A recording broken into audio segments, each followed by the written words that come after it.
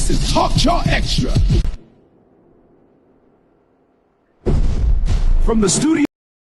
Okay, good evening, Ghana, and welcome to Talk Chaw Extra, the XXL Convo. Today on the show, a lot of things are on the table, especially that one last drop that I added to this production, the Midas Touch.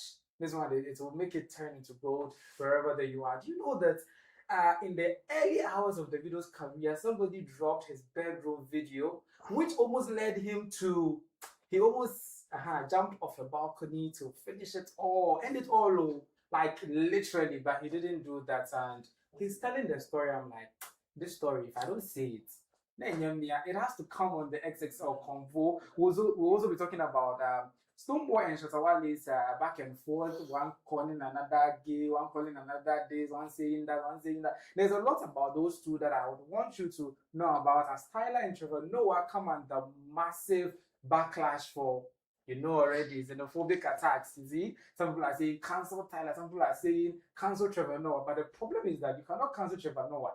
Trevor Noah, like who in the right is going to cancel Trevor Noah?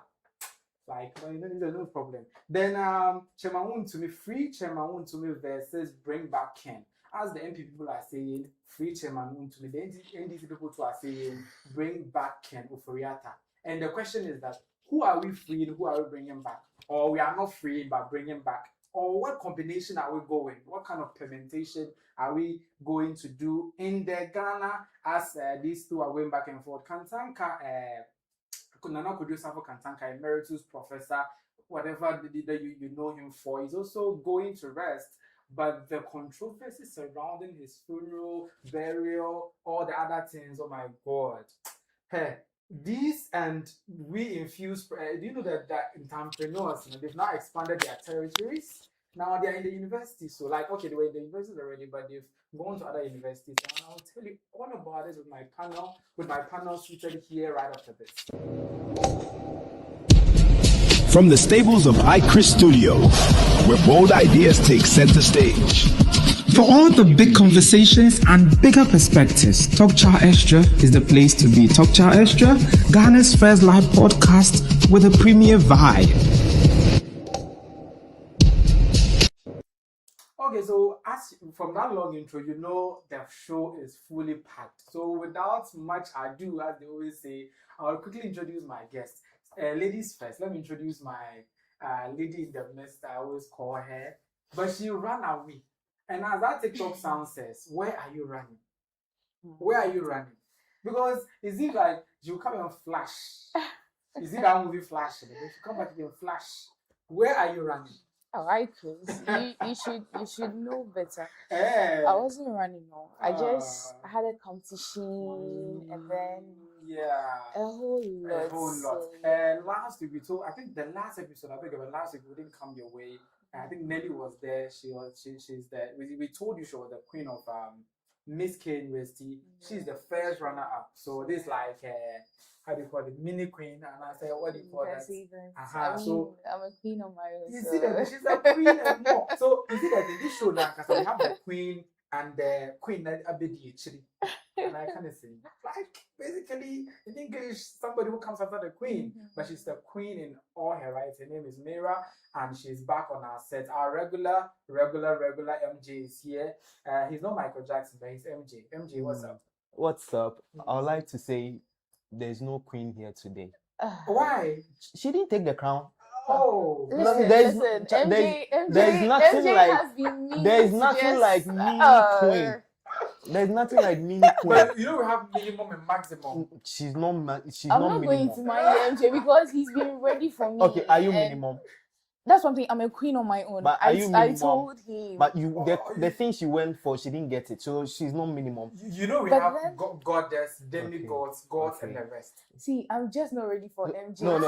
You know what? iChris is giving you a lesson. I want you to devalue yourself since you didn't get the first spot. I'm not going to devalue myself. Thank you. I'm a queen on my own. She's no queen. She didn't win it. Oh gosh. The way that you're saying it, it's like he's ready for me. You wanted to have inferiority complex or or something. Oh, no. It doesn't work for me. Listen. She says she's a queen on her own. I get it. Yeah, perfect. But she went for a competition. She didn't win.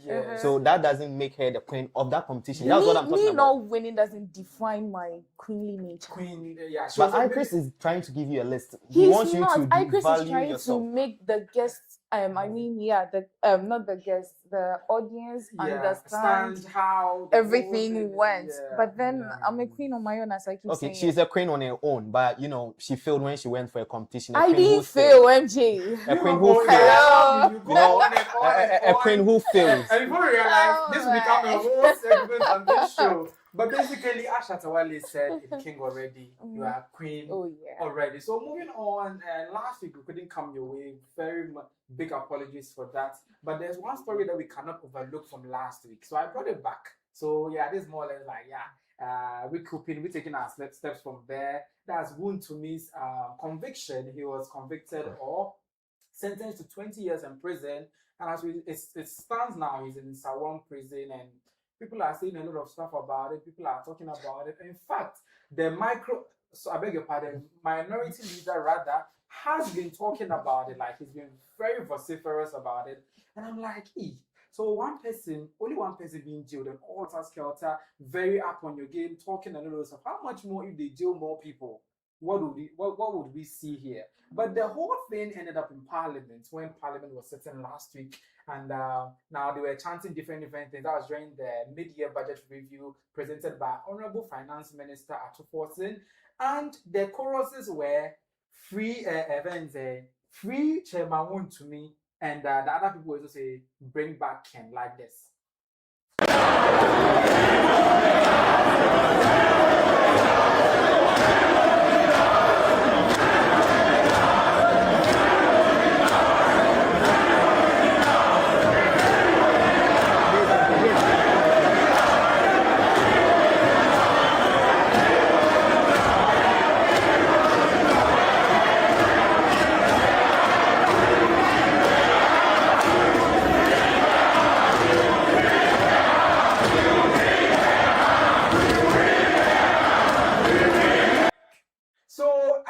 You saw them in black, free Wontumi, and other people on others. I don't know why the TV cameraman was just focused on those in black. He should have also given us another view. I think in the extended version of the video, we'll see the other people too. That's the bring back Ken people. They also say bring back Ken.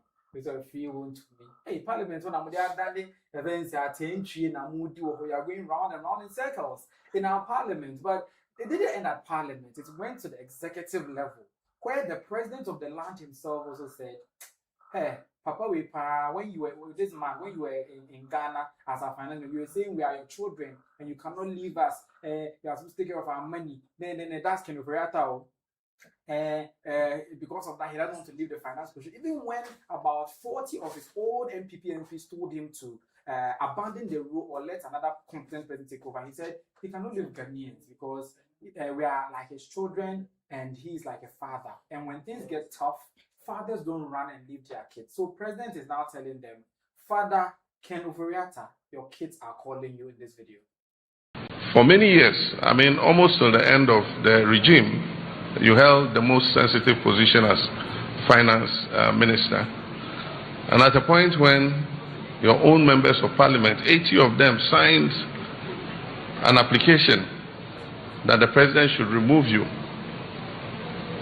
you said something historic. You said you are like the father of children and that you can't run away and leave your children. And so if we Ghanaians are your children, we're calling you, we're begging you, Father, come back.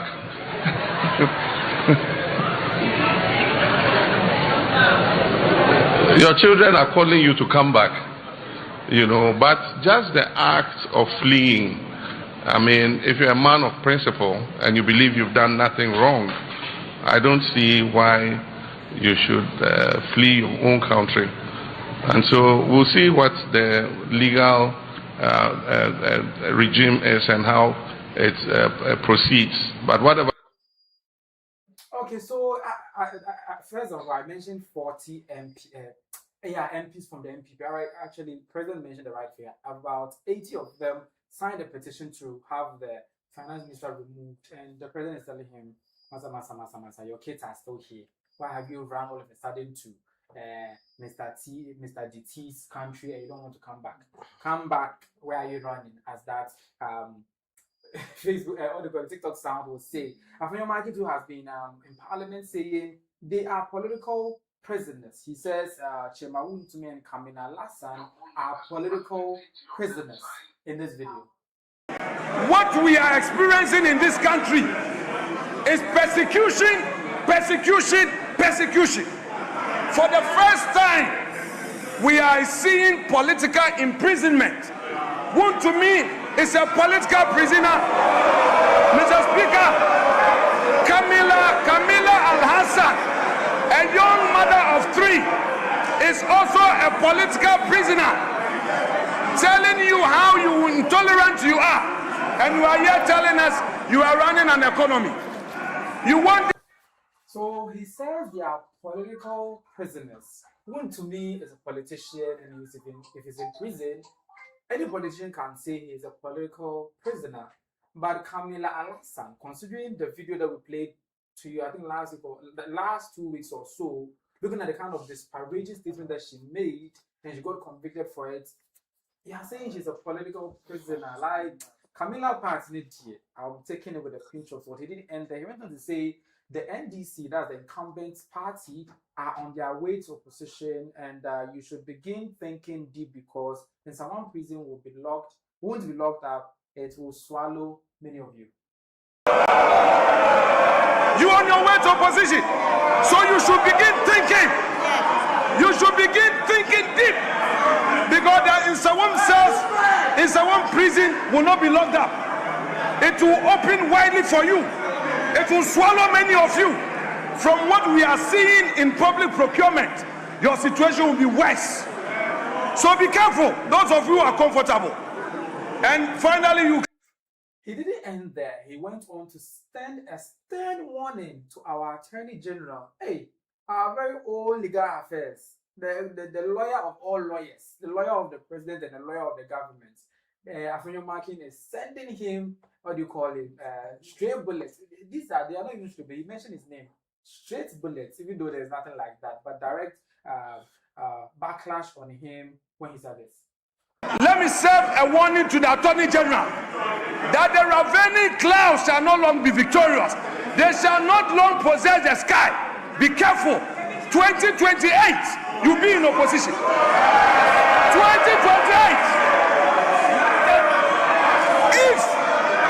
If you are not careful, Mr. Speaker, if you don't stop now, you will go and meet Wontumi there, and Wontumi will be out, and you will go in. So I'm advising you, let us all be measured. We welcome the reforms by the finance minister. So when he was asked to cite an instance of why Wontumi will be coming out and they will be going in, he mentioned in Kokon Kitten.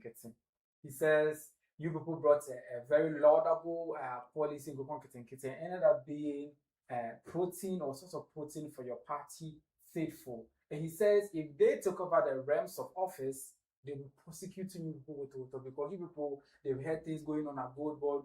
But you just listen to him. It's full of English with empty payment. The payment he said is done. He said they've done some payment. Why didn't he give us details? You paid your party members. You paid your party members. The monies have gone to your party members. And Mr. Speaker, the Nkukon Kitten project has now become protein. Our members, I insist we listen to each other in silence. The Nkukon Kitten has become protein for your party executives. They are all cooking Akukon coin. It is now Akukon coin.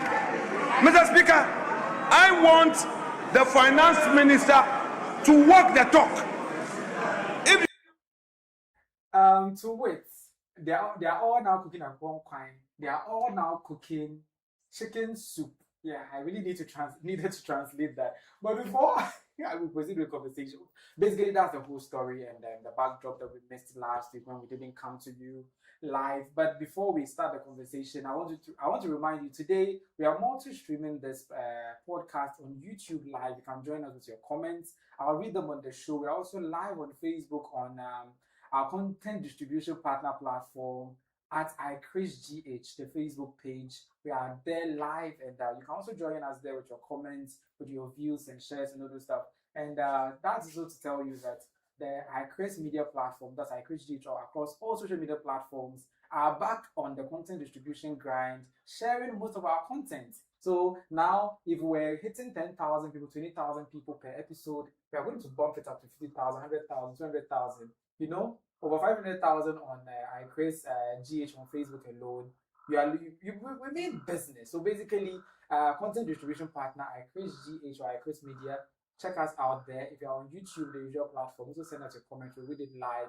But before I start the conversation, quick question: are you for free Wontumi or bring back Ken? None, because me politics. Yeah, for none. MJ, free Wontumi or bring back Ken? I'm not for free Wontumi, and for bring back Ken too. Why? Why? They've both, cheated the nation. I don't want to use the word criminals. I don't want to use the word criminals. But they've both cheated the nation and they deserve to be punished. You get it? So you feel one has already been incarcerated? Yeah. So we should leave it as it is. Then the one who is fleeing from incarceration, we bring him back and he joins him. Yeah. Like they can share the same cell, Oh, yeah, roommates. Yeah, they from the same party. Of course. So the party can send them cooks, matrons. They'll be cooking like for them. The Coca-Cola one or another cook. No, like cooks. Cooks. Yeah, they will be serving them in the prisons. You get it. Since they claim they are top officials that they want to free. You see the AI picture of Wontumi going viral. He was comfortably eating. I was like, hey. Oh well. But I think big men like this, they don't have a special cell for them, or? I don't think so. Do you think Wontumi will go and make in general prison people? No one is above the law. The thing is, maybe they will just find him one office, then like they turn it into a cell. But if not an office and he's in cells in Insawem is not good. Yes, we all know he's in Insawem, but the Insawem they will turn an office or a more modest space for him. Because the whole idea of the prison thing is not to torture him, but to take away his freedom, so that he knows that when you do this, you lose your freedom. If he was enjoying those benefits, I think their MPs went to visit him actually. Over the week. And they came out complaining that whoever knows Wontumi should be praying for him. They are crying and all that. Like you see, as a nation, there is something. I always say, respect shouldn't only be awarded to people who are older. Some people can be old and still, not have this. Yeah, the person is down people they grow to. Thank you. So the thing is, the person has. Just like I said, I don't want to use the word criminal. He has cheated the nation. Yeah. And he's serving his punishment. So why should we wound him more? Someone stole plantain and he's in Sawem. Yeah. I think one of the episodes, somebody stole an iPhone 11 or so, and he was given 10 years. The person is in Sawem. You see what he has done. Great damage. Great damage to the nation.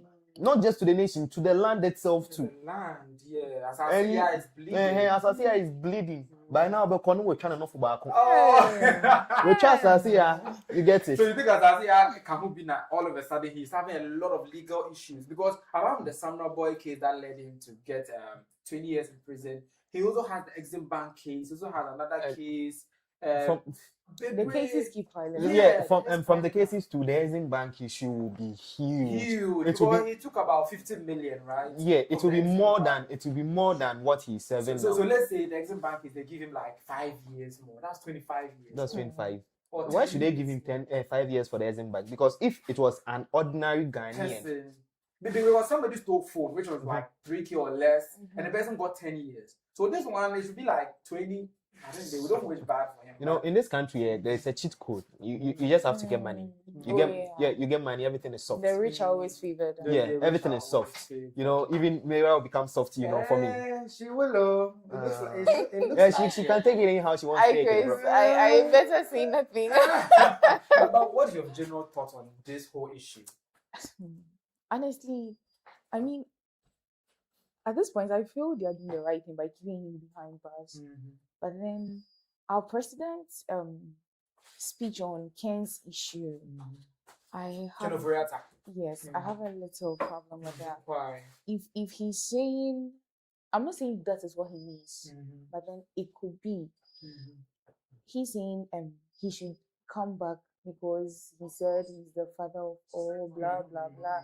It's more or less like saying if he comes back, they chanting release Wontumi, and they chant, and the others chanting bring back Ken. It's more or less like if he does, they will release Wontumi. Are you sure they will? I'm just. I don't know if you are getting my yes. Yeah, it's like that's what they want to trade. You get it? But is it a good trade-off? Not at all. They should add him. Like they are both, you know, national cheaters. So they are supporting MJs. They should give them the same cell. They should be roommates. They should be roommates. Because I wouldn't say. Yeah, it actually is directly. It happens to me directly because back in senior high, it got to a point where starving in school and all of that, and it was as a result of they looting money. Yes. So, Charlie, where you are sending this thing to, you are saying so Ken and I'm not sure. I mean, they were taking our money. Money were supposed to years. Money. What he's being charged with right now was what happened during his government tenure, not now. It happened during the 2020, I think 2016 to 2024. During his government, even there was a time when the president of the land, when people saw what Wontumi was doing, and they went to report to Agradaa. Agradaa took the podium and said, "Akonta mine, which is Wontumi's mining company, is not involved in any illegal mine." Like a president, you are sitting in the Flagstaff House. Your eyes are not everywhere. People with eyes everywhere are telling you the guy is doing illegal mining. The president sat there and told the whole Ghana that he's not doing any illegal mining. So you see the whole thing. And then they now realize, according to the report, the expose videos, you know, it was a whole expose that they did.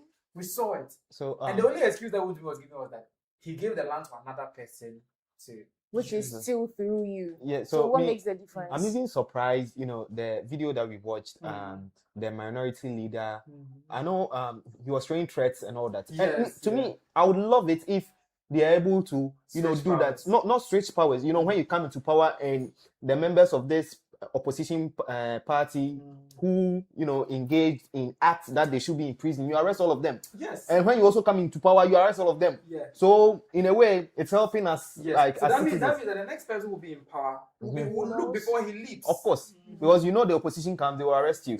But with all those threats and all that, I'm so surprised.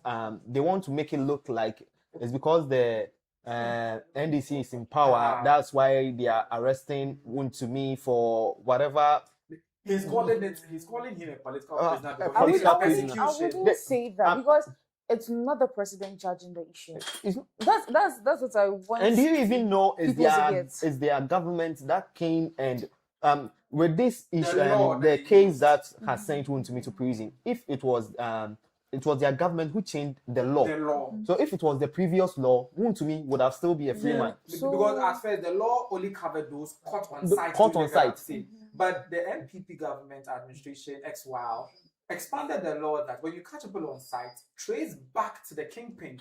Yeah. So now they didn't catch Wontumi there. They caught people who were doing the illegal mining. And they now trace them to the one who gave them the concession. And even one, he was not supposed to give the concession to them in the first place without clearance from the Ministry of Lands and Natural Resources. Two, he also gave it to them to do galamsey. And we also saw him with gold on TV and all those. You can't tell the gold came from the sky. Shit. And then the evidence full everywhere. So evidence full everywhere. And even with the previous law, the maximum sentence was, I think, was it 3 or 5 years? Yeah. And they came to change it, that they really want to tackle galamsey. So they increased the years from the minimum being 15 and the maximum being 25. But the previous law was the maximum, I think, 5 years or 3 years, something like that. So they increased the yeah. So I feel it's their all own doing. So their own they serve their own poison. Oh yeah, they serve their own poison. I feel they were trying to use that as a way of getting people during the elections, and then now it's turning on them. And they seem not to understand why. Or maybe they thought they would win power. The thing is, I think in Ghana, in everything we try to make it politics. You know, even if the one in government is totally right, we will still politicize it. So that's the case that's happening. But you know, I wish the viewers could see what Chris is wearing. Charlie, I know, boy. You sure say you know be wood to me money from his own shoes. If I show you that now, it's all tattered. Battered and tattered, so please. This is like the down is like gold, though the sole gold. Hey, please, oh, you are talking to me money. We don't have a gimbal to move our cameras around. Well, he said gold. The color is actually gold. It doesn't mean it's gold. Thank you. The first time a lady is actually supporting me here. And who says I'm supporting you? Okay, that's why you are just stating a fact. That's why you didn't win. That's why you didn't win. What is your problem? I don't have a problem. Meanwhile, he didn't even come to support me as well. He's here talking plenty. I'm not a gentleman. Panelists is doing a pageant. If my whole panelist, and if she's so close to me, she should know me very well that there is no way I will comfort and support a lady. I only do it in the shadows. So I did it in the shadows. Oh, please. Yeah. So she should have known you better. Yeah, she should have known me better that there is no way I'll support you. This is what we call playing with the mind. He's trying to mind games. Oh.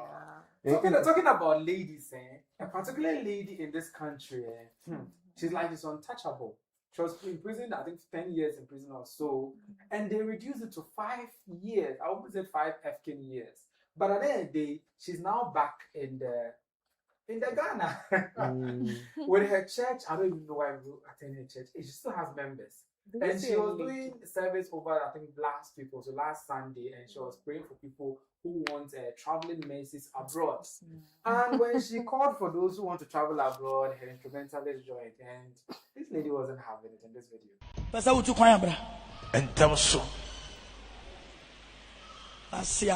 Aye.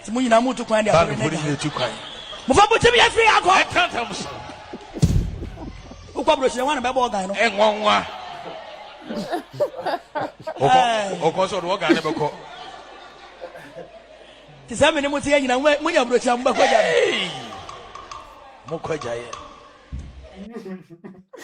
This is so funny.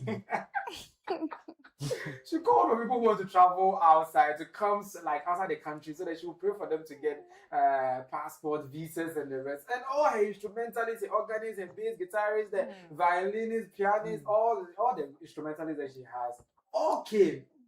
Hey, she's like, go and sit down. Like, what? So you go who would outplay the instrument?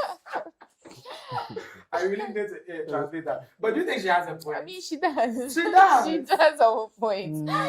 You're leaving me behind. Who's going to help me with that?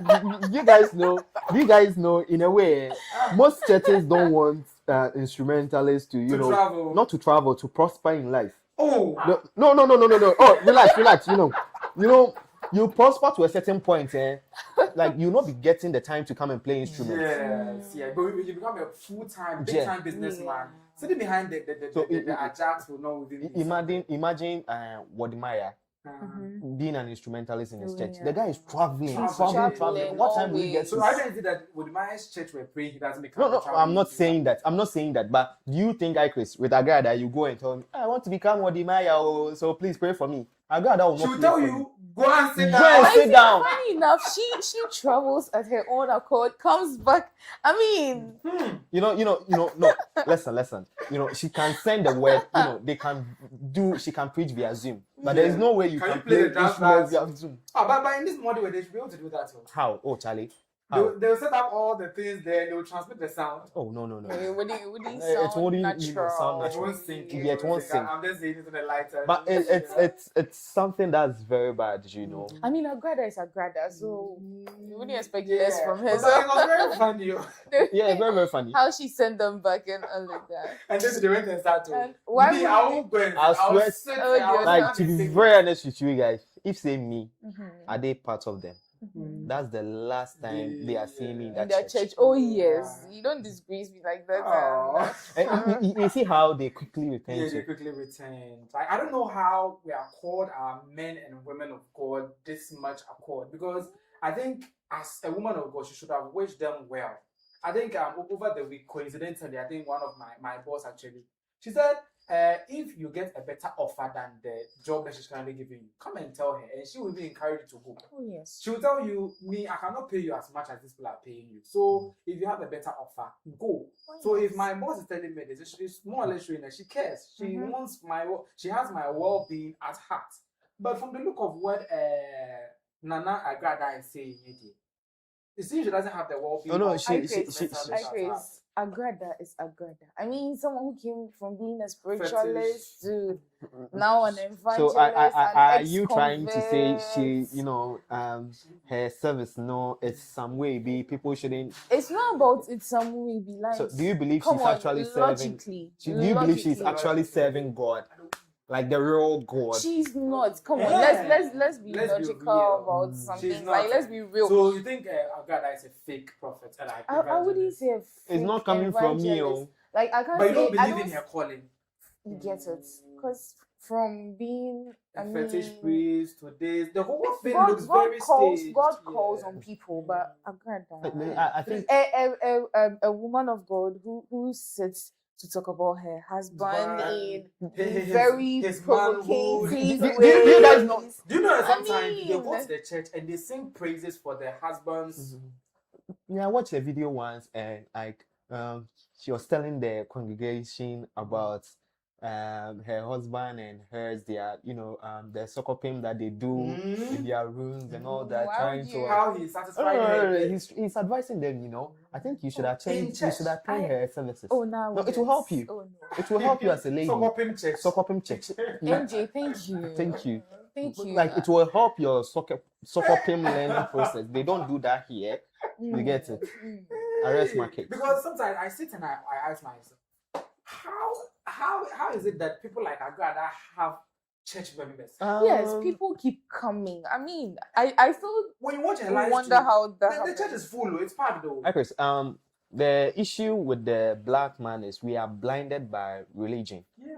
I'm not saying we shouldn't be religious, but we are too much blinded by By it. religion. So we really don't care who is bringing the message. As far as the last time I said something here that some people join parties that they know the party is not performing well, but Yahoo Matum, the person is in it. So I don't get that message. Yes. So some people are also in some churches that they were brought up in the church. So But not Agradaa of yesterday. How can yes, you be brought but up? oh no, the husband had the church, and I think she is taking over from the husband. Okay, so she is popular in an Yeah. already existing church. Church. But then, Okay, but I didn't then, get that memo. No, when she was Converting. a priest, fetish priest, chief priest, whatever priest. Yeah. Yeah. She got Gary. Shikagari priest. Her husband was already, a pastor. So, Charlie, but the husband too. These people will be certain then they Or maybe they did a division of labor as couple. a Go and collaborative do something. Christian. And means I'll go and do fetish. When one pastor, the other will come and join the other. All right, so yeah, let's assume that, and that has actually happened. So the church is already there, people are already inside, and they don't they feel her soul has been saved, and they are so enslaved. Should I say we are enslaved to religion as Africans? That's what that one is true. But me, if You I say don't they have will a say point. I'm being what do you call it, blasphemous. What's that? You have it's too hypocritical. you The worst people that I know, some of them are in church. Like in church. You get me? Is it a- You have an exam coming up. No one is saying God doesn't intervene in certain situations, but then you know you're supposed to study. You won't study, then you go to church and then you are praying for. Yes. Oh, kadosh over the paper. Oh, kadosh over the paper. Kadosh will write the paper for Do you get it? Oh, but sometimes you enter, they will say you don't have faith. Faith in Men of God. little Oh. faith. Charlie, miracles happen, you know. Oh yes, it sure does. Miracles A happen, lot of it. but give God something to work with. But listen to this miracle, eh? Yesterday I was on the feeds and I saw one pastor. I was like, he just accompanied someone to the airport, and from there, someone saw him, was like, I want you to go to the US. I'm giving you a visa. I was like, hey, you didn't apply for it. So the person was like, come the following day for the visa. Can you imagine? He came with the family. Like, but I said I'm only doing the visa for you. Why did you bring the family? Like, then. So he was trying to explain to the church how miracles happen. To me, I wasn't taking it one bit. It wasn't. If you have visa, give him the visa. And funny enough, those people who claim to give those visas and all of that, they've not left the country. Most of them. There was a time that we were being him charmed as a passport or visa for his shoes. Charlie, we are in this country. We've seen motivational speakers. One Sakura man be like that. 2 weeks we did his story. Last 2 weeks we did his story. You know, they will come and be telling me. I used to see that I started Benku and Meko, and like it far for them. And I started selling sugar. Yeah, but I started selling matchbox. So like the person pleaded guilty for fraud, and all that. So please don't be taking a lot of things that you hear online. Take things that you hear with a pinch of salt, because most of them actually, and it's just that people are just faking it. But do you think that with the way that Agradaa is treating her instrumentalists and all this stuff, it reflects how bosses usually see their subjects? Not all, some. As she said, your boss is encouraging you, so it differs, and then it depends on the personality. Because looking at Agradaa, come on. She's not just it. I mean, I don't know why people take it so serious. So let me jump in the wagon that Mira is trying to, push it. So why should he even let Agradaa cook you? Someone like Agradaa cook you? That's all I want to say, please. Why should he let someone like Agradaa cook you? I mean, it's a way. Oh. But yeah, let's just leave it there before it becomes something else. But still on the religious tangent, we move on to the Islamic bit. I think Ghana is a Christian nation. Christian kakra. Let's do Islamic kakra. This Islamic cleric is saying that if you have an opportunity to go abroad, unlike Agradaa is telling her instrumentalists, go. Like, just go. But in case you are about to get married and the opportunity has happened, don't get married. Just go. Emi advice be ma bi abranche awa wo ba be ware na akontu oba jai aware na tukwan oba na wa be ware. Okay, wallahi en ware njan wo yere wa enko emra wonim say krata wo benya no, it's not guaranteed. Say either 2 years or 3 years, you don't know. Nti jai because enya sa wo beto graphic ato ho na ebidimu na ekenkan edema. Sure. Beto graphic ato ho no obi mom na ekenkan sa graphic ne ma. What was Sunday? No ma Sunday $100 no bana ko yi ma tabaga ai mu ne ai. Wallahi abaya nakara ya nakara no mo man fans Abidjan wa kwa ko yi but sai sika na.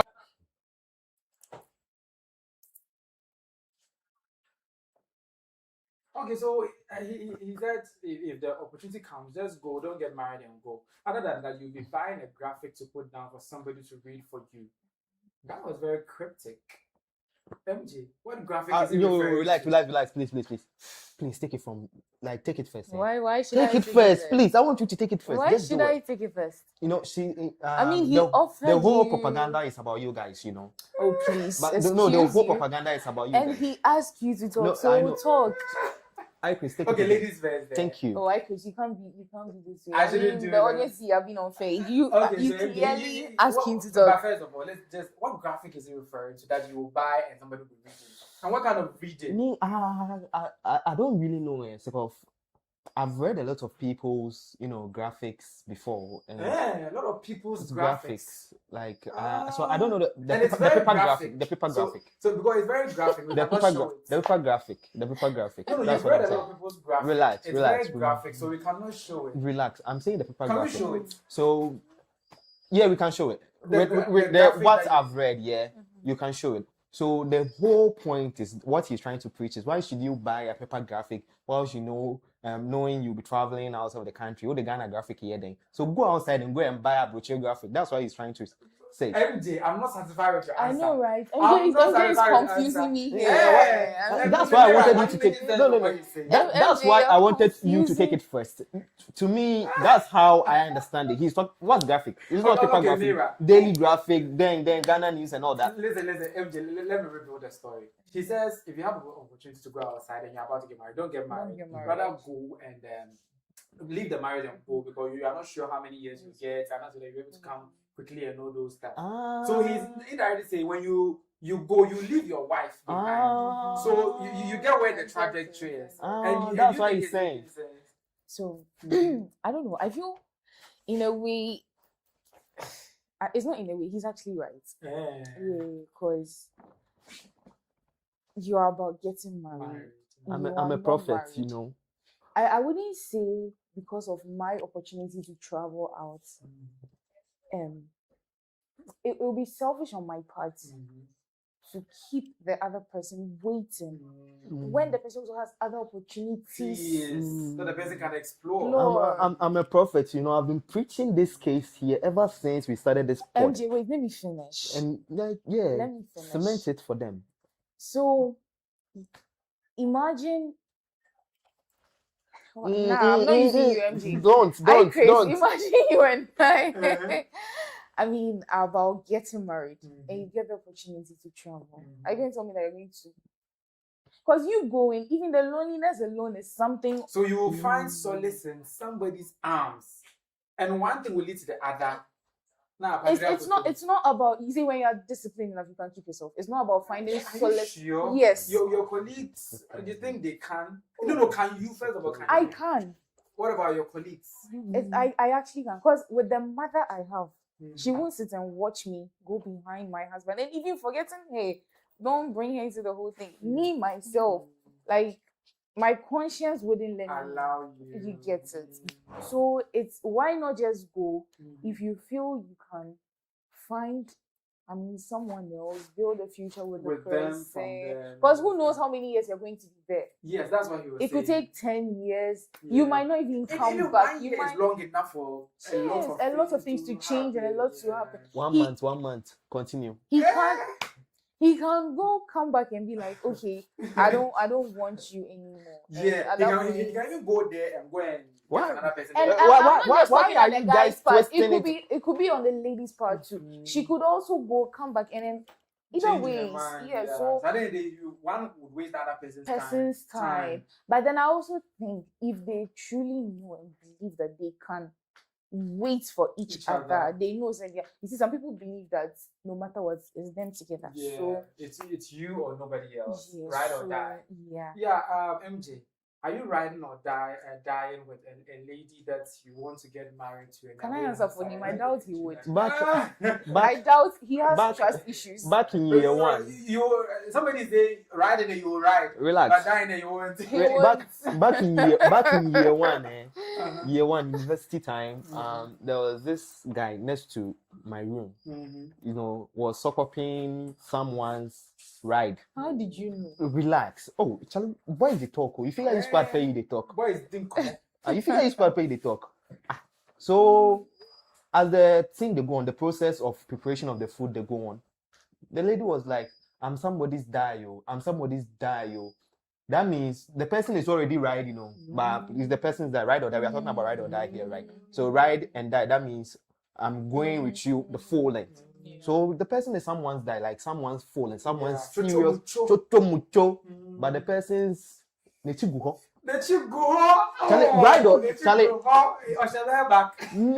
them never deceive you. Say you be my ride or die into a chingu. Then they write somebody's die. The person they talk say I'm someone's property, I'm someone's while she like she's saying it and still doing it in the act. So like, you know, she has said everything I want to say. As a guy, as I won't talk for you guys. As a guy, don't do it. Even those like I know people who sleep in the same room together. Still, when you go and you are outside, you are sending dollars over. Like the chick go in what sense? Like when the person sleep with the person in the night and he gets up to go to work, another man takes over and answer them. This because the children they go because they are in the same room. Let me share. Or at the workplace. Let me share a friend story, like a real one. A real one. The person is close to me, you know. Very so close. Yeah, the person is living with the lady, so-called ride or die. Yeah, so-called. Went for the night shift, came back. Oh Charlie, party open door na door open. In main party, in best friend. Is riding and dying his ride or die. And he's not even using a saddle. He's just on its raw like that. Oh, paddy they sank in body. Like the guy just they stand, they watch them, then like things are just coming out of him. Somebody's ride or die, they are riding and dying the person. But so, it's also his best friend. That's like double heartbreak. Charlie, guys don't care. Oh, but they don't do that to you. That's what we're those saying. kind of guys. Guys don't care. Why you give an excuse for guys? The person is your friend. He has emotions. He has blood. He has a heart. So if the female didn't pave the way, would he jump into it? Oh, please. But then wait. Let me chip in. All right. It could be that's why I was trying to make it either ways. It could be that the man I'm not saying your friend's situation. Sure. It could be that the lady also left, came back, also found her man with her best friend. It could happen. I mean, it's always happening. So, you know, so that's why I say it's either ways. And that's why I brought in that whole discipline and your conscience and how you were raised and all of that. There's no discipline in relationship, please. There could be. There's no discipline in relationship. Then what at all? You know, what at all? The what at all is something. Wait, let me ask this. Sorry. If you are telling me there's no discipline in relationship, are you trying to tell me you guys wake up, you just do things anyhow? No. So, like I've been preaching here ever since that, you know, as a guy, you shouldn't put any shape on any relation. You shouldn't put what? Any shape on any relation. Let me understand that. So you shouldn't add shape to relationship. The only thing you should get is a relation. Yeah, it's just a relation. Or if you don't want to use the word relation, you should just engage in they call some actually I've forgotten the word. Friends with benefits, situationship. So those are the only shapes you can add to certain things are, you know, situationship, friends with benefits. You get it. You shouldn't add any shape to relation. I said this once and then someone got offended. But then if anyone out there is getting offended, trust me, that situationship, friends with benefits. And there are a whole lot.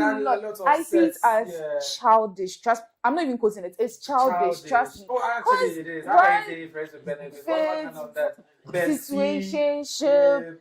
Who are situationship? Accidental base. Charlie. You see, I feel it's all. I did with him by mistake. Like what? It's all child's play. I don't even know how it happened. It means you as a person, you don't know what you want. That is it. And the most insane thing you can hear them say is, whilst during the process, I realized my mistake and I sacked him off me. Like, whoa, you tell me this story, I can sound you. You tell me this story, I can sound you personally, yeah? Honestly, I've been taking 2 rounds. You sacked him. I feel it's child's play. Because at times I hear people talking, I'm like, what are you benefiting? What is he benefiting? Apart from sex and money, it gets transactional. And at that point, there's no meaning to it. He doesn't respect you. You don't respect him. It just becomes... It just becomes anything. And that's when they can sit anywhere and talk about you anyhow. And you work nothing. Nothing Thank at you. all. So the whole reason, thank you for bringing this up. The whole reason I'm saying there's no discipline in relationship is because our modern relationships are transactional. You see, there is discipline unless you don't want there to be discipline. Okay. Yes.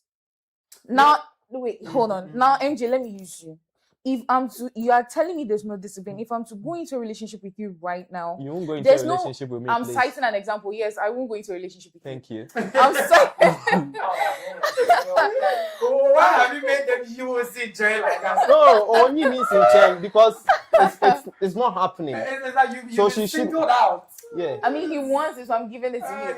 It's not that I want it. I pointed it out in the first place. No, I pointed it out in the first place.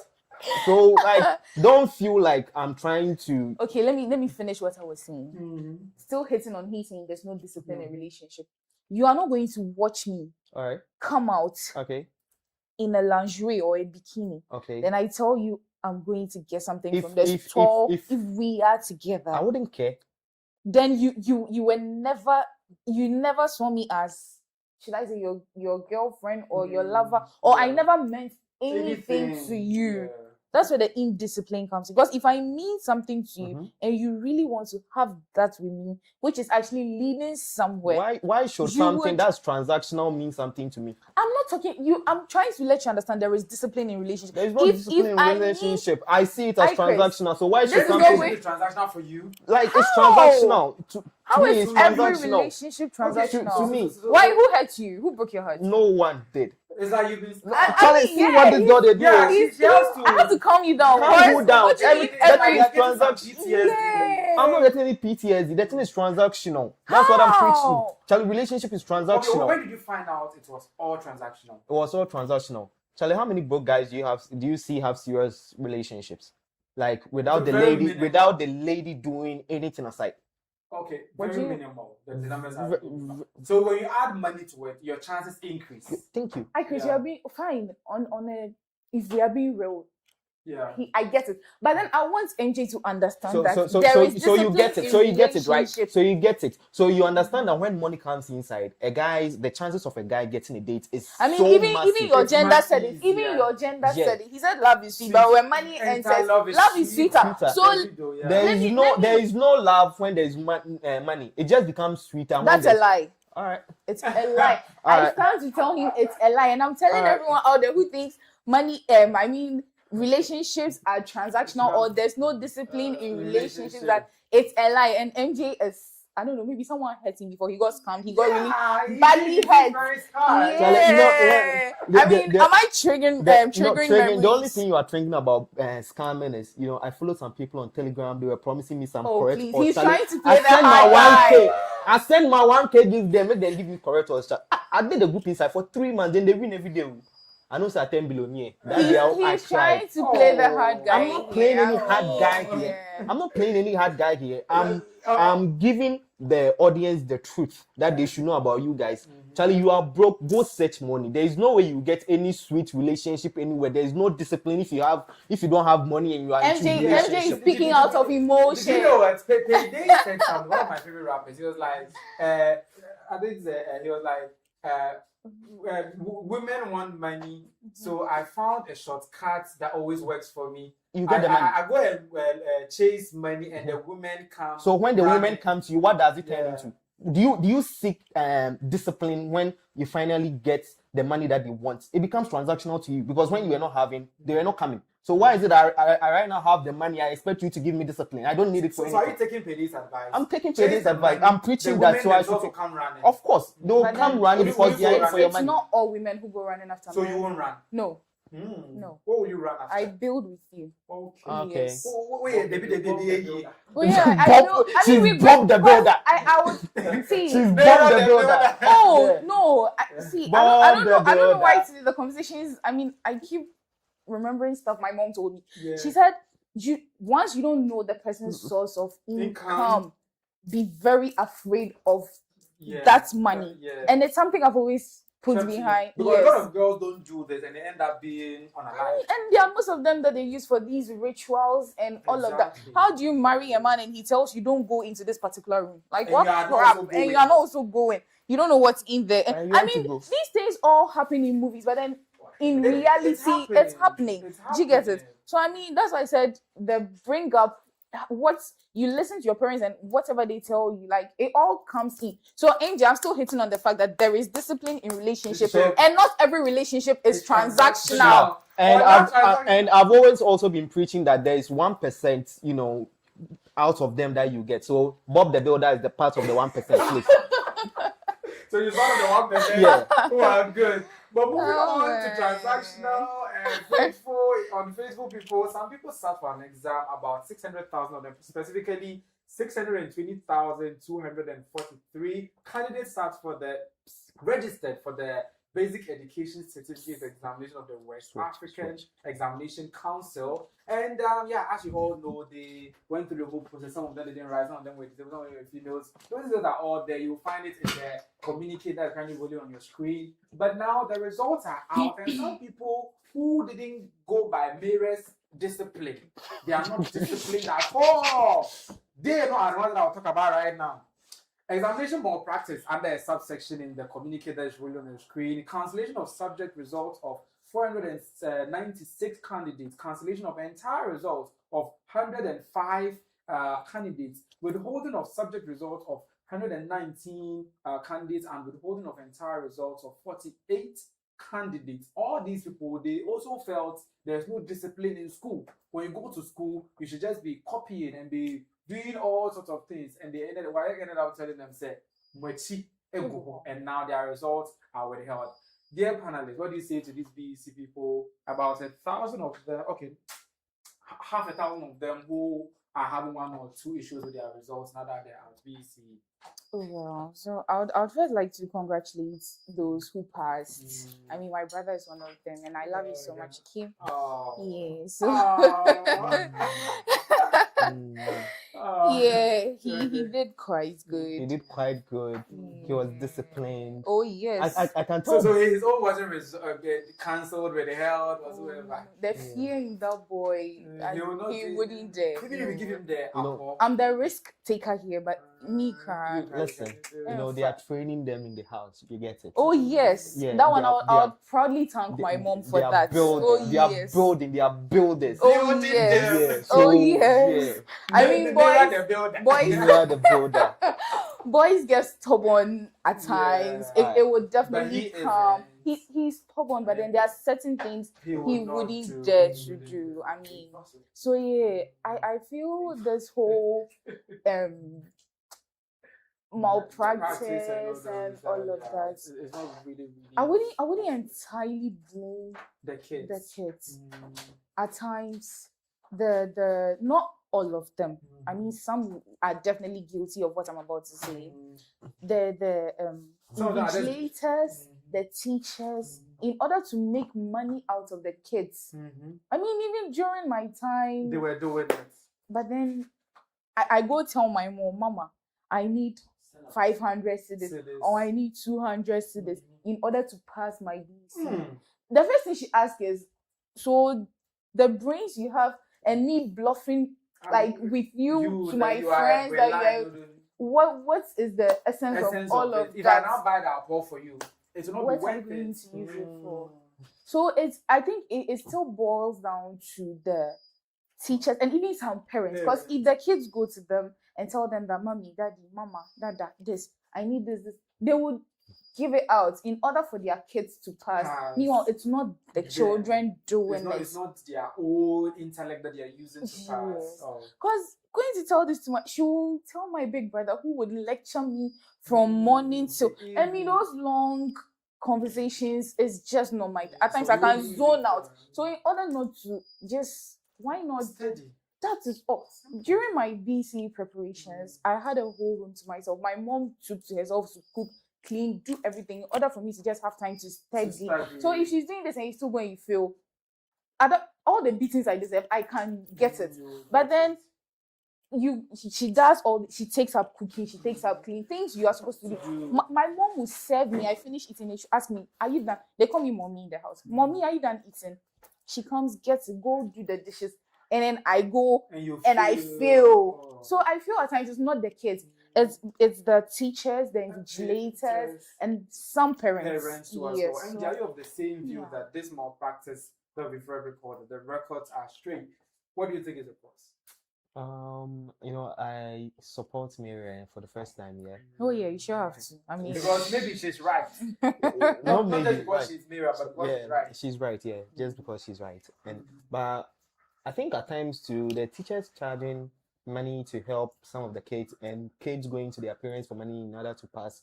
Like there are kids, like no matter what you do, and they will fail. Yeah, down. Yeah, they are People just have different mental capacity. Yeah. So so it might be the teachers are just there for those kids, but those kids do need to be rechanneled into TVET and other fields. Don't you think it's high time we come up with something? We're able to take some kids out from participating in such exams, because I have one cousin. There's no way you can force the boy to learn and it won't go. It won't go inside. But he's very good at doing other trades. But still, the parents were forcing such a kid to still go to school. Because in our part of the world, that's what we cherish. That's what we cherish, and it's bad. So I think there should be education to not just the students, but to parents also, on choosing the right stuff for their kids to learn. Because when kids are involved in trades, when they are very young, they become very good at it when they grow up. You shouldn't necessarily force your kid to study if the kid is not able to. Yeah, that's the advice I would just give. They shouldn't force them. Yeah. Sure. And you think that it's a result of forcing them? It's a result of forcing. Some kids are also scared they will fail because they know they are not good. And we are living in a country. BECE results come out. It's news. It's news. Hey, now BECE results because everybody will hear you got F in chains. No, so why should I be the laughing stock of my community whilst I can pay money for a teacher to help me? You know that some people, they will go as far as checking for the result. They will take your index number and they'll go and check themselves. Of course. And somebody did that, and I was like, what kind of inclusive that's the country and community we are inside. Like the person asked you your index number when you were writing, the person kept it at the back of his or her, this one, knee, or inside the knee. Results come, or you won't show me. Then I go and buy the voucher themselves and copy. And we have one common yeah, usually the suffix is the prefix is the same. It's only the suffix that changes. Yeah, so if I have that and then I know your number. And then some teachers, or should I say some invigilators are so, they have this softness, like they are so this emotional or what? Do you get it? Then they go, hey, bro, that kind of thing. Yeah, do you get it? So they are victims of circumstances. Yeah. So situations vary. Some kids too are just lazy. For that one, yeah, I wouldn't put the blame on. Yeah, they are also there. But I know somebody who was saying that the apple flew onto his desk. Hey, air carried the paper and it fell. That's nice. It fell near him. It's not like they can't. But it's possible. How? I mean, maybe someone was throwing it to the other. Oh, okay. Yeah. Like you're just getting the apple landed on his desk. And it's some. I mean, when you see videos, not recent ones, some past videos, like. You could see that the invigilators are forcing it on the kids. Mama bro or po. Just imagine me, my bro, you have to use the linkage, the linked paper. Yeah, I remember during my time, I think one later entered and was like, everybody's paying this amount. Sure. The reason being he has brought something for us to write. And you also get. No. I actually didn't pay. You excused yourself. Yeah, I didn't. I only even having the money there to pay what he was demanding for. The money is not even there at that point, because as you're going to school, you've eaten at home, you've eaten breakfast, you have your lunchbox, you have snacks, you have water. What do you need money for? Never. You won't get that money from my mother. If she's giving you money, it's for extra classes, and even with those extra classes, she'll tell you the time you used to go to school to. I mean, and most of the teachers, when you go, it's just collecting their money that matters to them. They take their money. Teachers actually bid for extra classes. Like, how does it make sense? Like, they're trying to force extra classes on the kid. And if the kid is not paying, they beat the kid. As if it's the kid paying. Why don't you attack the parents? The parents, rather. Do you get it? I mean, my brother came home with a complaint. Like that. His back all bruised. They still beat people, like, seriously like that. I think he was in class 6 by then. His back, his ties. Like, my mom was really mad that day, because you don't beat a child for not paying something. It's the parents' decision that I won't give the child the money for that. So why you do should you let them? You send a child home to call the parents or something. Yeah. And at that point, you're encouraging stealing in the child. Because if the child feels still, if I tell mama, I won't get it. He will find the a child way will go and then try to steal. Yeah, talking about BECE, still in line with BECE. Some people in remote villages have to cross rivers to get to their school buildings, and I think they write BECE, and well, we hope the results are good. But in this video that you're about to watch, they were going to school, and it's almost turned into a journey of no return.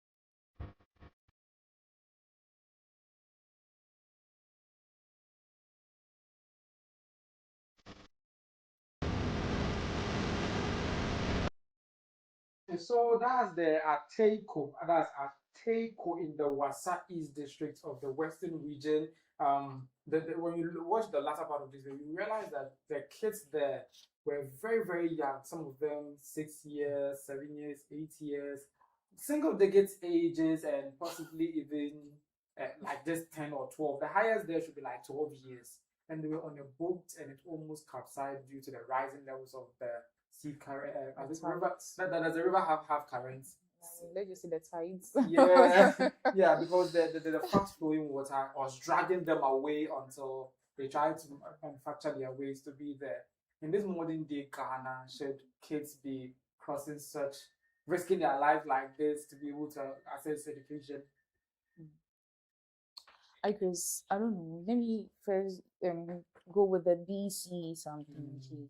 So I feel, I mean, it's a suggestion. If it reaches the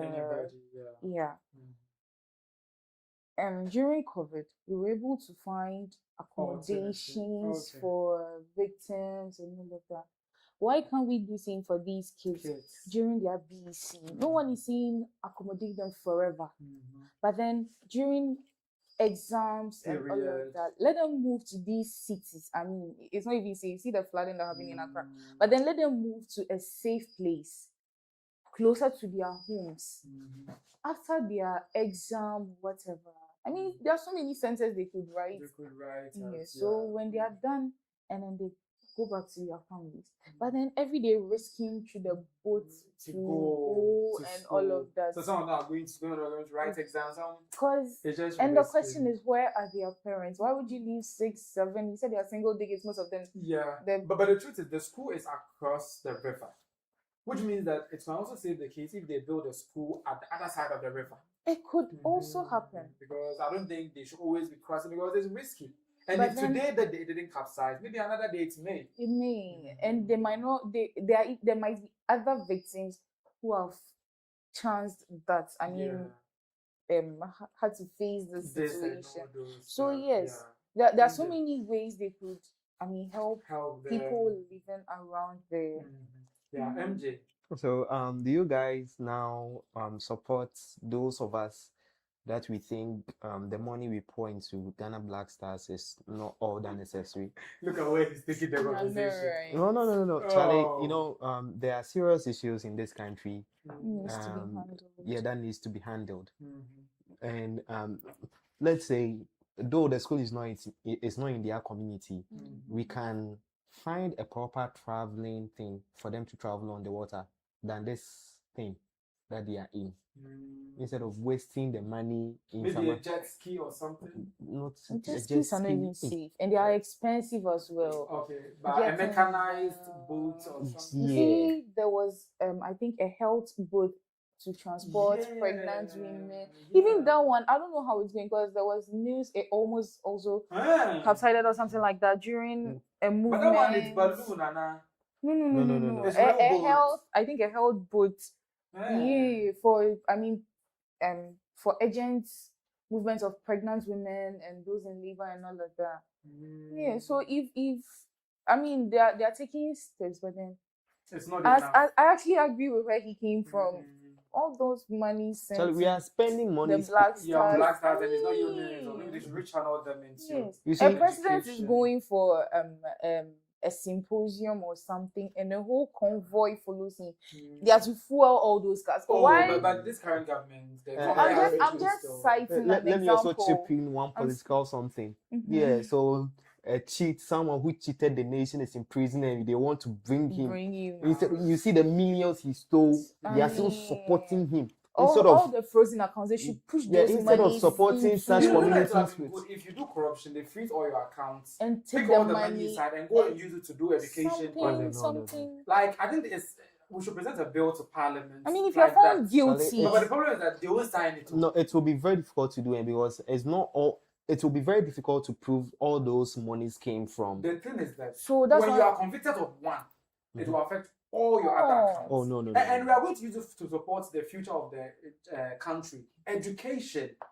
So it's not more like we are saying all the money is from the fraud or the corruption that you did, though. But because you did it, you are giving us an avenue of revenue to support. I mean, indirectly, a child. So that's also indirectly. Indirectly, also, if you have to bring that, is the state stealing from the person who has been accused? It's not stealing. This one was stealing from the state.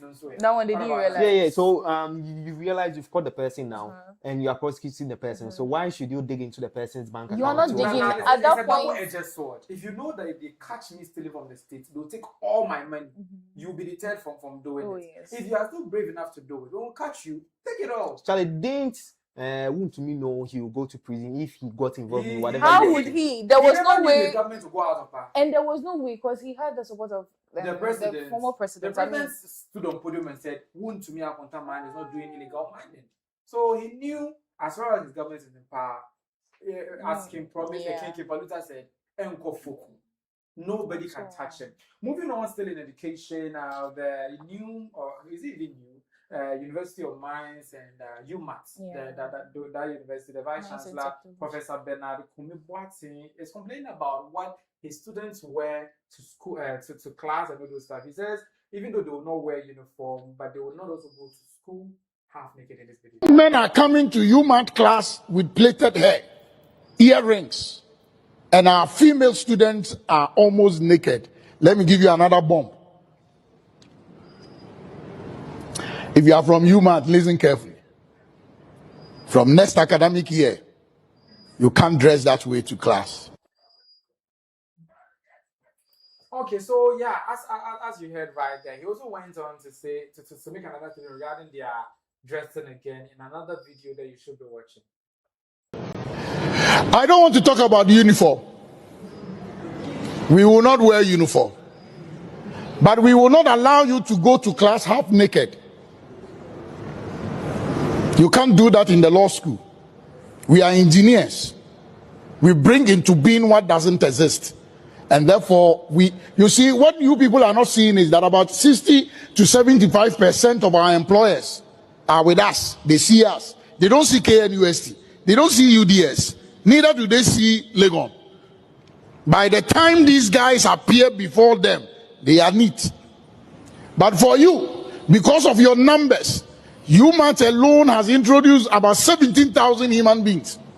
Some are in halls, some are in hostels, some are in homestels. You live in the community and you are coming to class half naked. And then they think that we are training a bunch of prostitutes. You're training a bunny.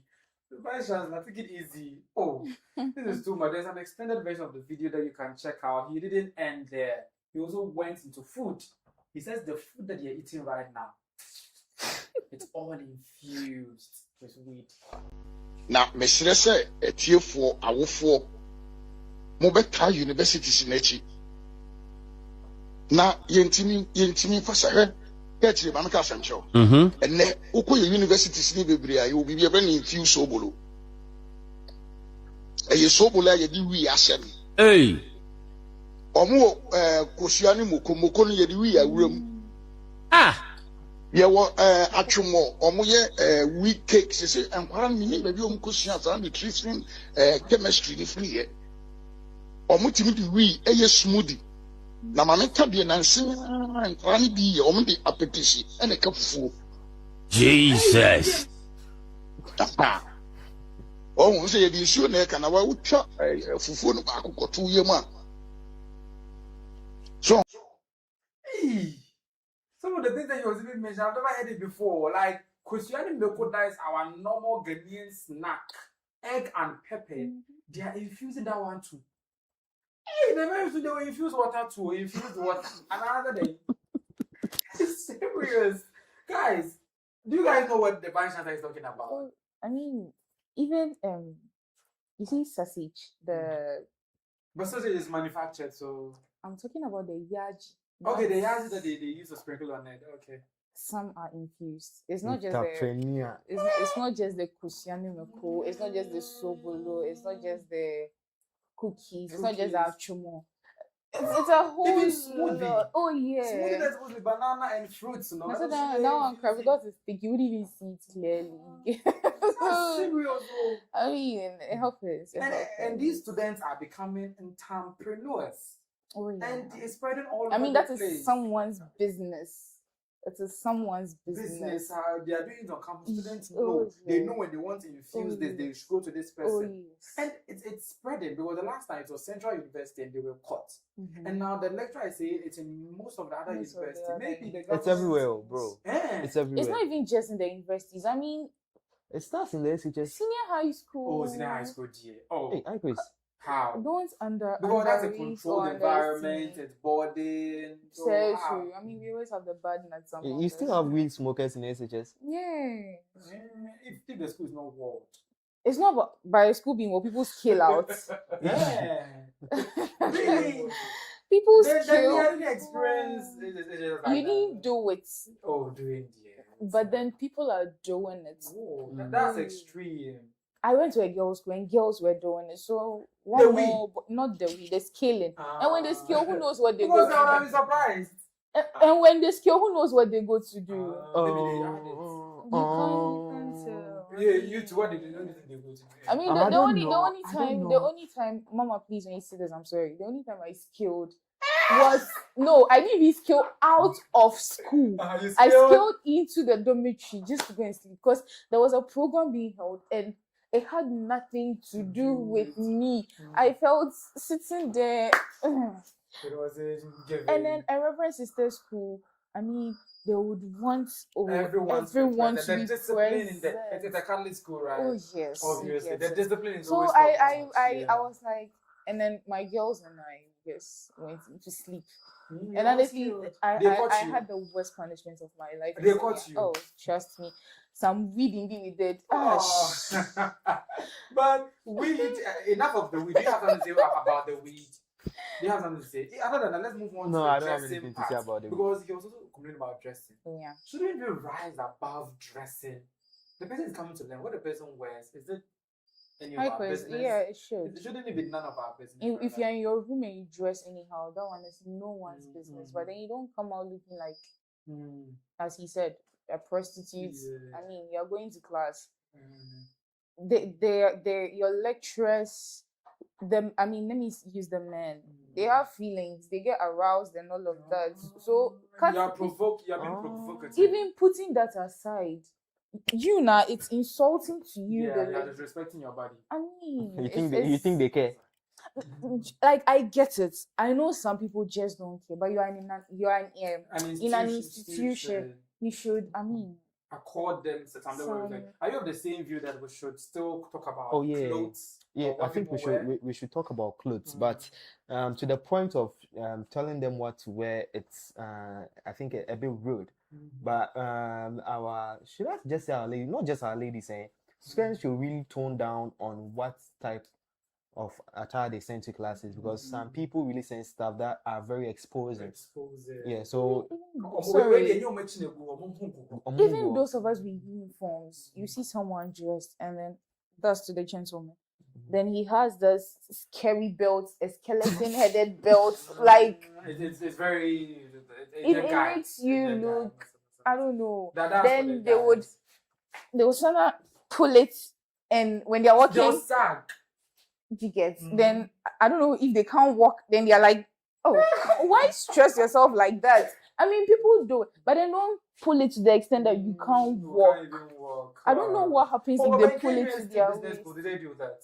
Oh, come on, with a skeleton. Where am I speaking from? I'm talking from my. From what I've seen. The standards are falling. When were they? The skeleton.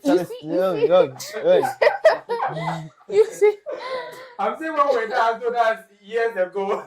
You see someone with his neatly dressed or properly high, and then you go and look at his belt, a skeleton head. Like, it's maybe small or very big. Those scars, the shiny ones. So it's not given, guys. Fine. And still KNUST here.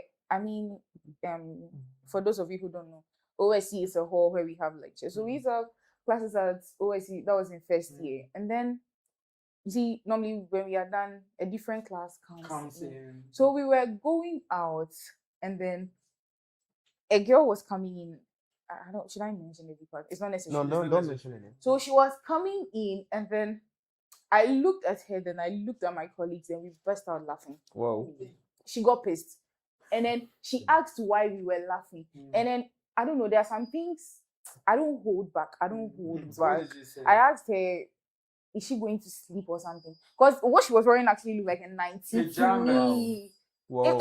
It was very thin. Like, and then it was very short. And I don't know. Her hair was messy. She looked. That's why. So when we burst out laughing, and she asked why we were laughing.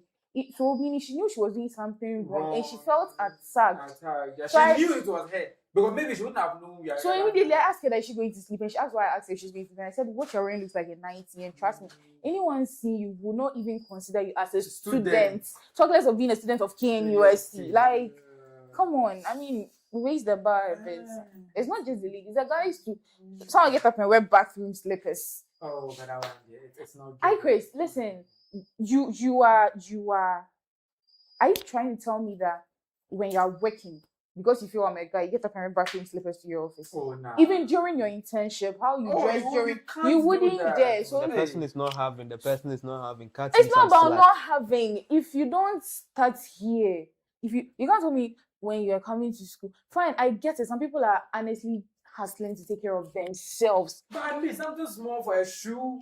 Charlie. If you're able to pay fees of 2,000, 3,000, pay hostel fees of 5,000 and stuff. And the rest. Come on. 70 cedis, 80 cedis. Student loan is paying fees for them. I mean, some people are on scholarships. Because they are not crazy. They can't buy gold shoes. Charlie, some of us are lucky to have parents paying our fees and our hostel fees, and they still give us allowances. Yeah. So I mean, honestly, some of us don't stress in. Not that we are too rich or we are richer. Just comfortable. We are okay. Do you get it? So if such a person should get up and then do yourself basa, then you come to class, and then another person who is struggling to make ends meet to take care of him or herself also comes in looking like you. Trust me, even those people would not make them, because they don't want to feel insulted on top of their struggles.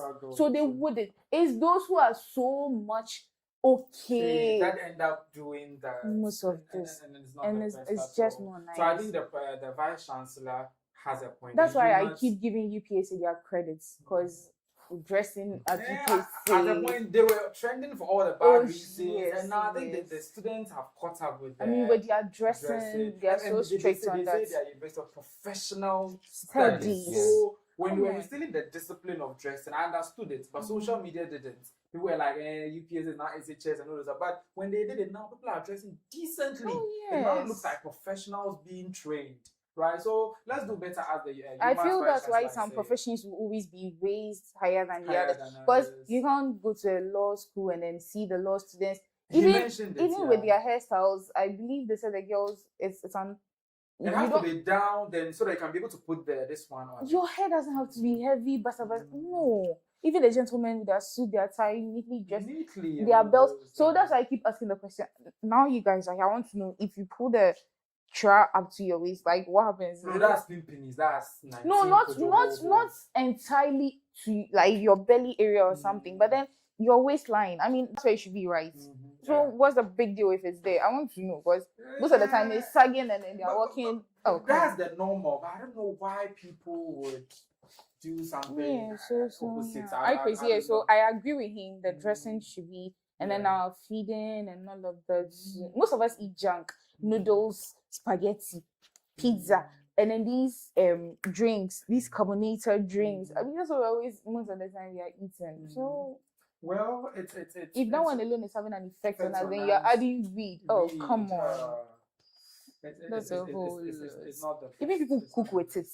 Let's say if someone is preparing, she's preparing or he's preparing noodles. Then you see him adding it and he's mixing it with. Yes, and you eat and but you know stuff. I mean, I'm in school. Yeah, so you've seen. But we've also been in school. We never, got to experience or hear what you are saying. The time I was in primary. All right.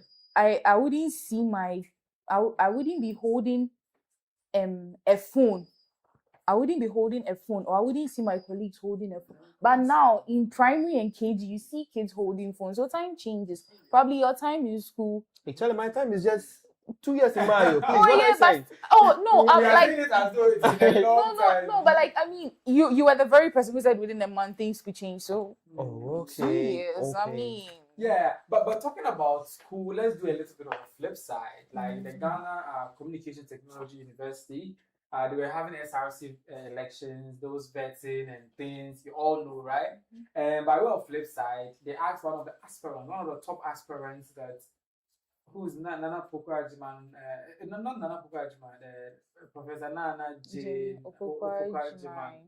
And the response wasn't given, basically. My question to you is, who is Professor Nana Pokwajiman?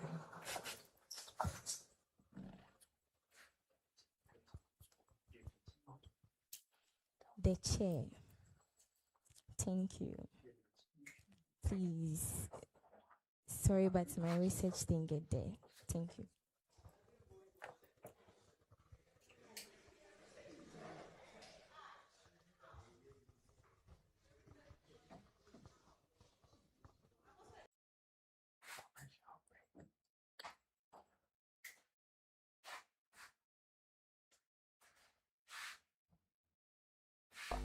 Now, Mr. Say, a tear for our four.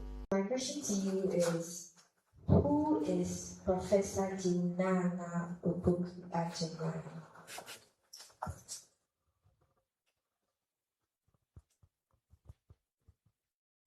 The chair. Thank you. Please. Sorry, but my research didn't get there. Thank you.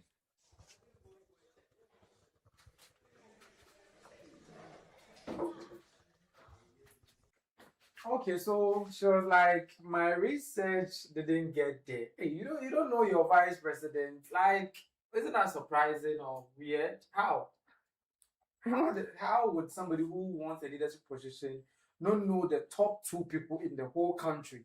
Her research didn't get there. Did you need to research to your vice president? That's the question. I mean, you don't need research for who you're. Really funny. So maybe she wasn't in the country when we were doing elections.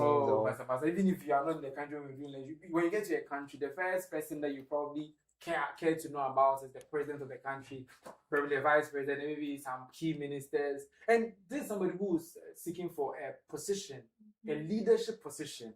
So that's why I was thinking. I guess though she should have known it, but don't you also think our vice president is very less popular? She's not out. Like, she's not well known. But another thing, which we just should I say counter this? I mean, not to you though, but then if it's an excuse for her to counter. She's the first female vice president, and you're even a female. And you're a female. Hey, she doesn't have an excuse. She doesn't. So should she be disqualified? Oh yeah, definitely. If I'm on that panel, she'll get 0 from me, 0 from all of your vice president, and you are saying like the fact that she had the guts to say her research did. Oh, come on. Oh, she only researched about the school. So she researched about the school, but she didn't research about leadership of the country and all those. But that one, it doesn't even need research. You just need to know. Even if you ask a primary kid now, I'm not sure. Don't go there, please. Trust me, the kids now, the assignments they even bring home, I look at it and I'm like, okay. Most of which we do for them. Yes, you get it. But even some, you end up using your phone. If I'm lying, tell me I'm lying. It's true. She gets it. So you can't tell me such a child wouldn't know the name of the president and then the vice president. She gets it. So if I'm saying primary kids even do, like, you should get where I'm coming from. Because my mom's school, the kids sing the 16 regions. That is KG, not even primary. The KG kids sing all the 16 regions with their capitals. Yeah, so, I mean, if I say primary child should know, yeah. Okay, so moving on, talking about school children, and some of them went on a field trip to Parliament, right? Obviously, some of these good schools take their kids to Parliament, and the school went and to check how the whole place is and other stuff. And an MP, one of the Kumasi MPs, and I'm not victimizing Kumasi, but he's from Kumasi actually, and he was engaging them. He said a lot, and among the things that he said has caused an uproar on social media. Just take a listen, and I'll tell you exactly what he said. Maybe you maybe catch it at the Bled area. What's your name? Huh? Okay, you're very beautiful. When you grow up, I'll marry you. So, she's my wife. Huh? She in future, she will also be an MP. And all of you as well will be somebody in future. I wish you the best and always continue to support your MP. They've said a lot about your MP. I always see him as one of the gifts that Ghana have. I've traveled with him. Okay, so as you heard right there, he says, I'll marry you. And she was a young school girl who went to Parliament for an field trip. And the only thing that this MP could tell her is he will marry her when she grows up. Hey, is that our aspiration? Like, is that the level you see women, they grow to just get married. They don't grow to become, let's say, when you grow up, I will inspire you to become an MP, or I would support you. Well, he later said she will also become an MP. This is a Ned and Regina Daniel situation here. It's like a Ned and Regina Daniel. Small kids, they're like right now 12 years. Mm-hmm. And you almost 40 or 40. But Regina was, grown at least. And how old is Ned? Look at the age gap. It's the same thing you are looking at here. It's very bad. Regina was like 19 and Ned was in, if I'm not wrong, almost 50s. Come on. Yeah. That's some age gap. And it looks exactly there's no excuse for what he said. It's a pedophilic. Yeah, and it's cringe. But did you think that it merits the social media outroar? Of course. And he kept hitting on it. That should be rolling on your screen. And people are petitioning Parliament to deal with him. Oh, yes. Because they feel, hey, why would you be saying things like that? Do you think it's what he said is that bad for people to be petitioning the Parliament? One, what he said is very, very bad. And on the lighter note, it's because he's a man. That's why we are. This story is really traveling. So that's what I think. It's not because he's a man. If a woman, a member of Parliament, should have told the boy that I'll marry you. I'll marry you. Though it's outrageous, but it won't travel that much. It would. This is really traveling. This is really traveling. I'm not disregarding the fact that what he said is fine. Oh yes, I understand where you're actually coming from. But then at that point, she's also a woman in power. Why would you say that to a kid? It's not about the statement. It is who is being referenced to. I get Parliament to learn about parliamentary proceedings. Inspire them. So you are telling the woman that she should just dream of getting married. So like, does it prove to you guys that most of our politicians in the Parliament really don't deserve to be there? Yeah. Oh yes. And that's what you can see from the petition that one of the very activists sent to Parliament. They're like, characters like that are not worthy of the So punishment that they give them. Yeah. kids, I'm not sure any of them will be up to 10 years. No, I think it's just so you have like 14 years or 15. I believe it's the same education some kids I saw around the prisons. Yeah. Also went. So imagine a commander comes out and he tells a child among them that he just poses a question that which of you wants to be a prisoner? Like what's this? You should be encouraging them at that point not to become victims or not fall in such situations as them. But then you ask that who wants to become, and a child naive of so many things. Because it's an elder asking, and then with the enthusiasm of which you're asking, the child might raise the hand. I mean, they want to see how it goes. Yes, children are curious. Yeah. At this point, she'll have in her head that, hey, he said he'll marry me and I'll be an MP. Yeah. So right now, her mind now is I'll be an MP and then I'll marry an MP. Like just like that. And then I won't be surprised. I'm not saying her parents are. I won't be surprised if her parents actually groom her for this man. Yeah. Like whoa. Whoa. And with the way that the backlash is coming in there, that's what I'm saying. I won't be. Do you know the MP there? Do you know that's Honorable Yakubu Mohammed, the MP for Ahafo Southeast constituency. He has even come out with an apology and all those stuff. It's part of what is going on. That's what I'm saying. I'm not saying the parents are like that. I know probably by now the parents are so devastated and then angry at the fact that he's saying this. Excuse me, but there could also be a possibility that the parents are like, okay, sure, my child has an influential route to follow. But don't you think you're just saying it on a lighter note? And these things, men say them all the time. You are my wife, my wife, my wife. And that is what feeds their minds, feeds the child's minds, and then it grows from there. In psychology, we call this unconscious motive. Things that you want to do, like your usually call guilty pleasure and all those stuff. Those that you want to do. Are you trying to insinuate the man can do it? Like pedophilia, if it's a pedophile and he does it or wants to do it or hasn't done it, like basically anything, the unconscious motive will let him blare it out without him even knowing. So it's just an intrusive thought he lets out, which he shouldn't have. It can be possible. So maybe it's possible he wants to do it, or he's even doing it. And then this time, you get it. I mean, there are so many men, even fathers sleeping with their own children. One more an MP who just sees a child. But those children were too small. If you look down there, look at the kind of kids that were there. Babies are being penetrated through. So one more. It's really, really bad. I'm not part of this communication. Now look. Even if it doesn't have an effect on the particular girl that he was talking about, there were other girls. Yes. When you say that to one, indirectly, you are telling them to aspire to get married. Oh, yes. They shouldn't be bred or brought up to think, I'm going to marry a big man. Mm-hmm. You are going to become a better person, an engineer, somebody who's making a difference. But I have a question here. Was that how he started his whole communication with them? That's the part everyone. But what if he was saying something that led to that? You still didn't have to say that. It's just not right, especially with your position as an MP. See, even those there's this lady who is one of Joy News or something like that. She has a program, Name and Shame.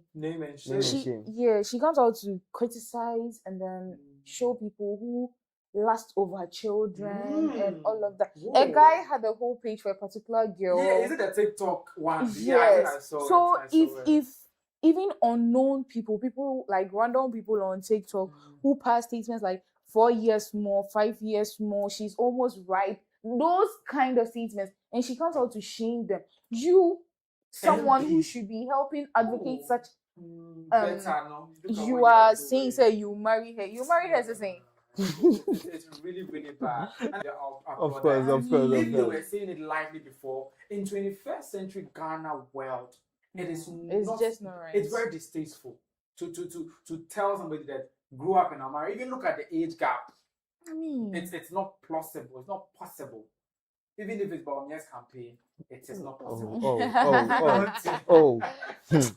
Moving on, still in education still, but M.anifest M.to is saying that using AI to do music is shameful. So if you're a musician and you write music with AI like Shatta Wale, I beg your pardon, you should be ashamed of yourself.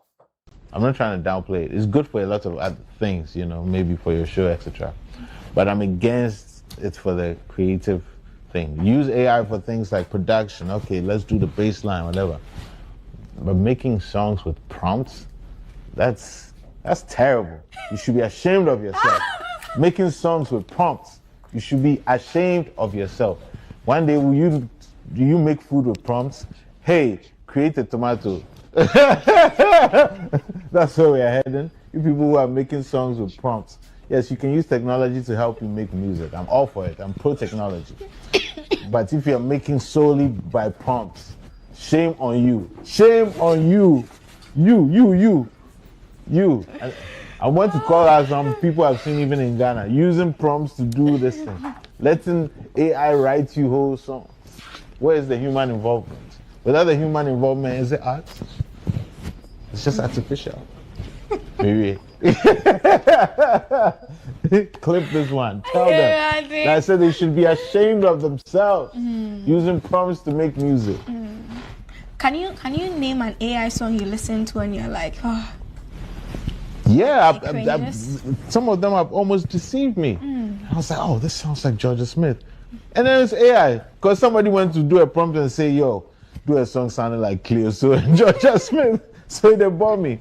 Partly because, look, and then I think there should be freedom of choice. Yeah.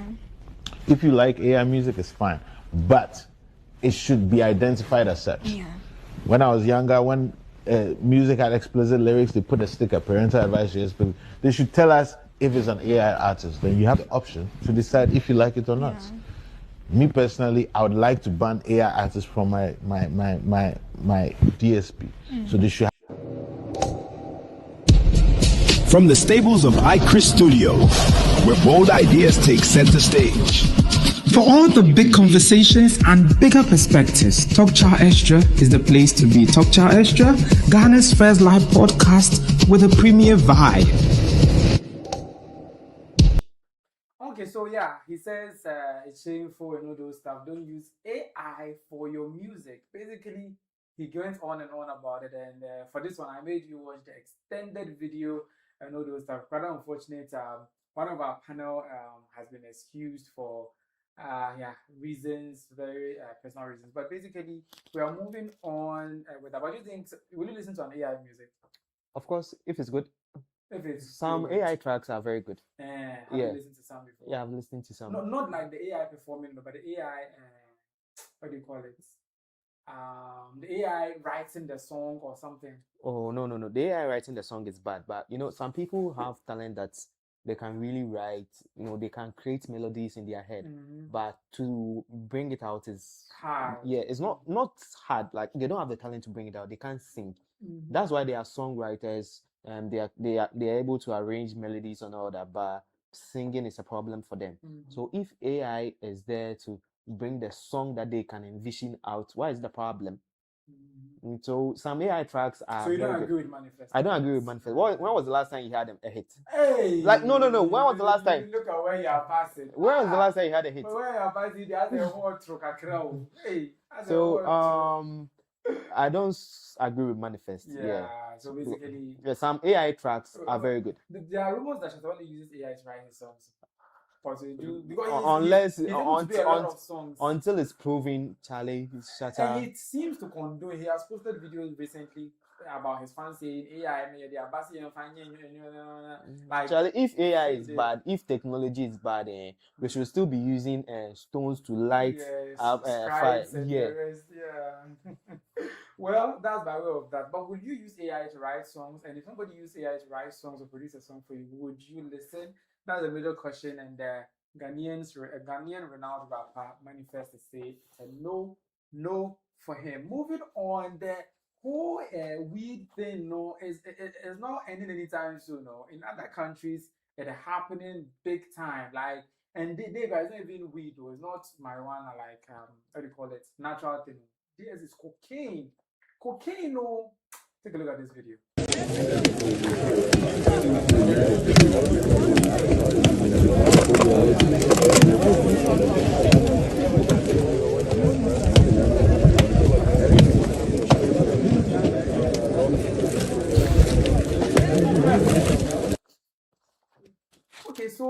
that's Liberia's joint security operation, and they destroyed 2 major cocaine consignments that were seized in separate anti-narcotic operations, with combined estimated street value exceeding 660, 600 and no, 600, I beg your pardon, but 336 million, right? The largest consignment. In what cities? In what currency?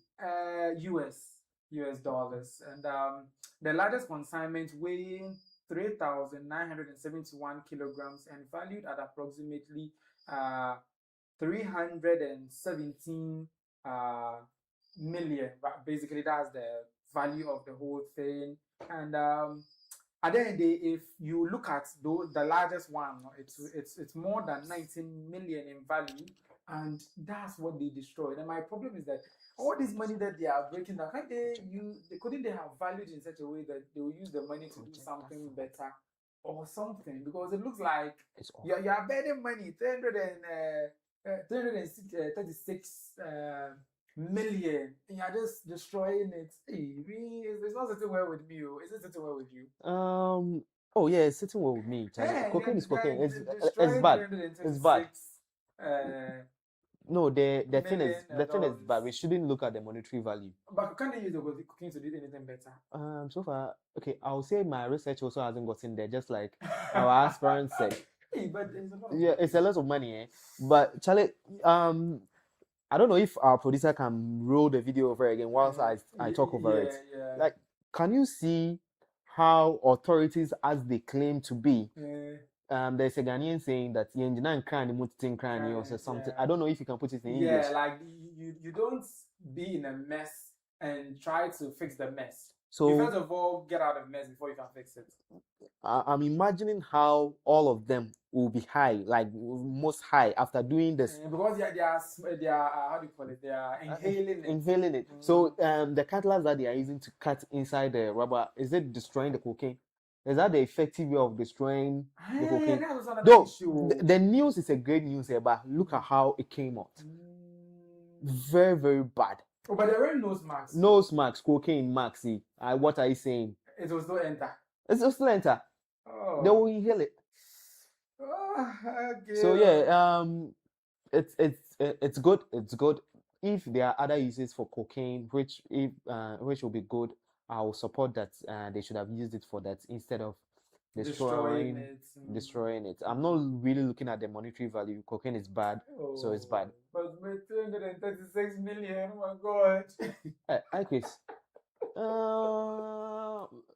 Just like Mira was saying, you can be a cocaine dealer. Oh, please. Because of the money, yeah. I'm just looking at how about they find a way of using the cocaine to do something positive. Something positive. Let's say you add a different compound to it and it will turn into rubber, or the value reduce. Chris, you are just interested in the money. You are just interested in the cocaine money. It's okay.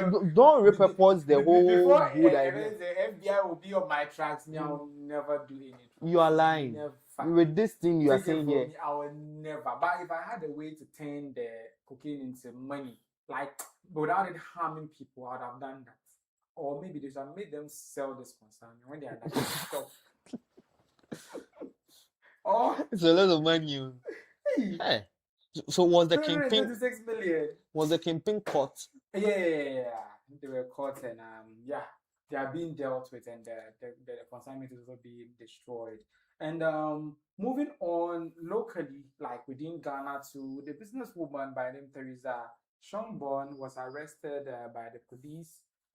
Damongo Circuit Court has been taken into custody and by the Damongo Circuit Court after she was attempting to bribe a police officer with 300,000 Ghana cedis at the Kantanka checkpoint after she was caught with some illicit drugs and suspected or has been noted to be marijuana.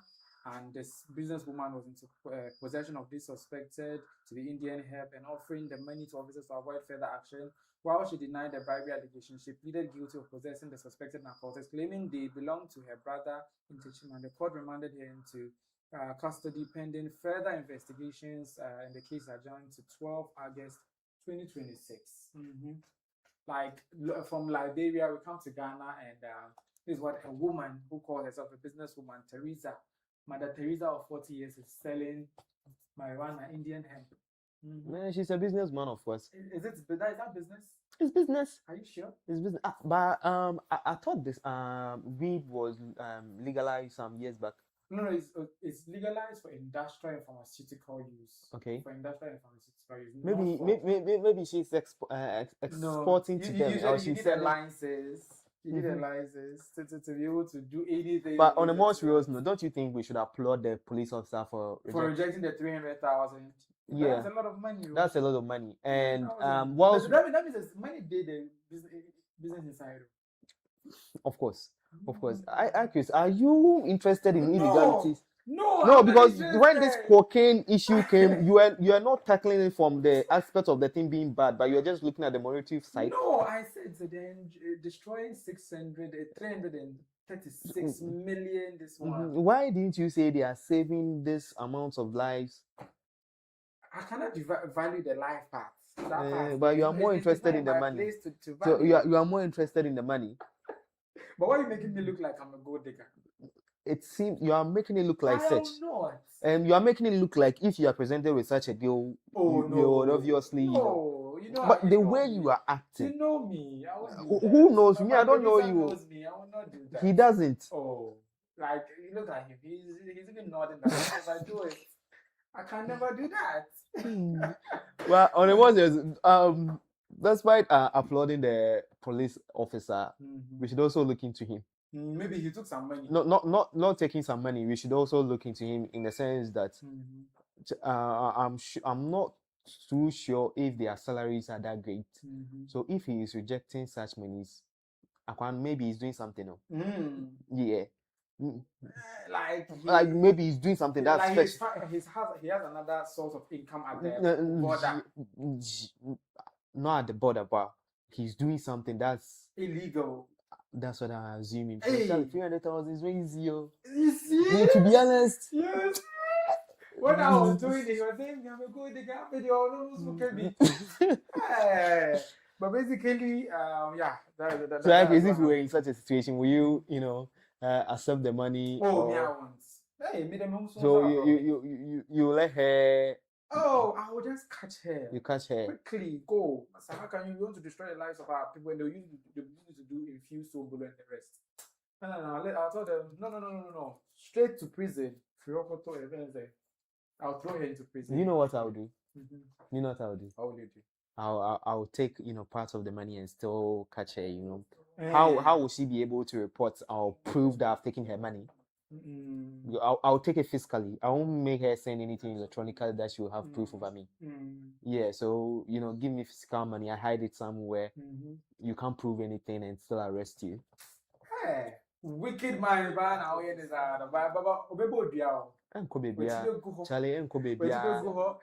Hooded Echo is saying you guys should always pair MJ with Mayra. These two are fire. That's a comment from YouTube. As I noted earlier, this episode of Talk Chow Extra, the XSL Convo, is live on YouTube and also on Facebook at iChrisGH. That's our content distribution partner, by the way. Kind courtesy iChris Media.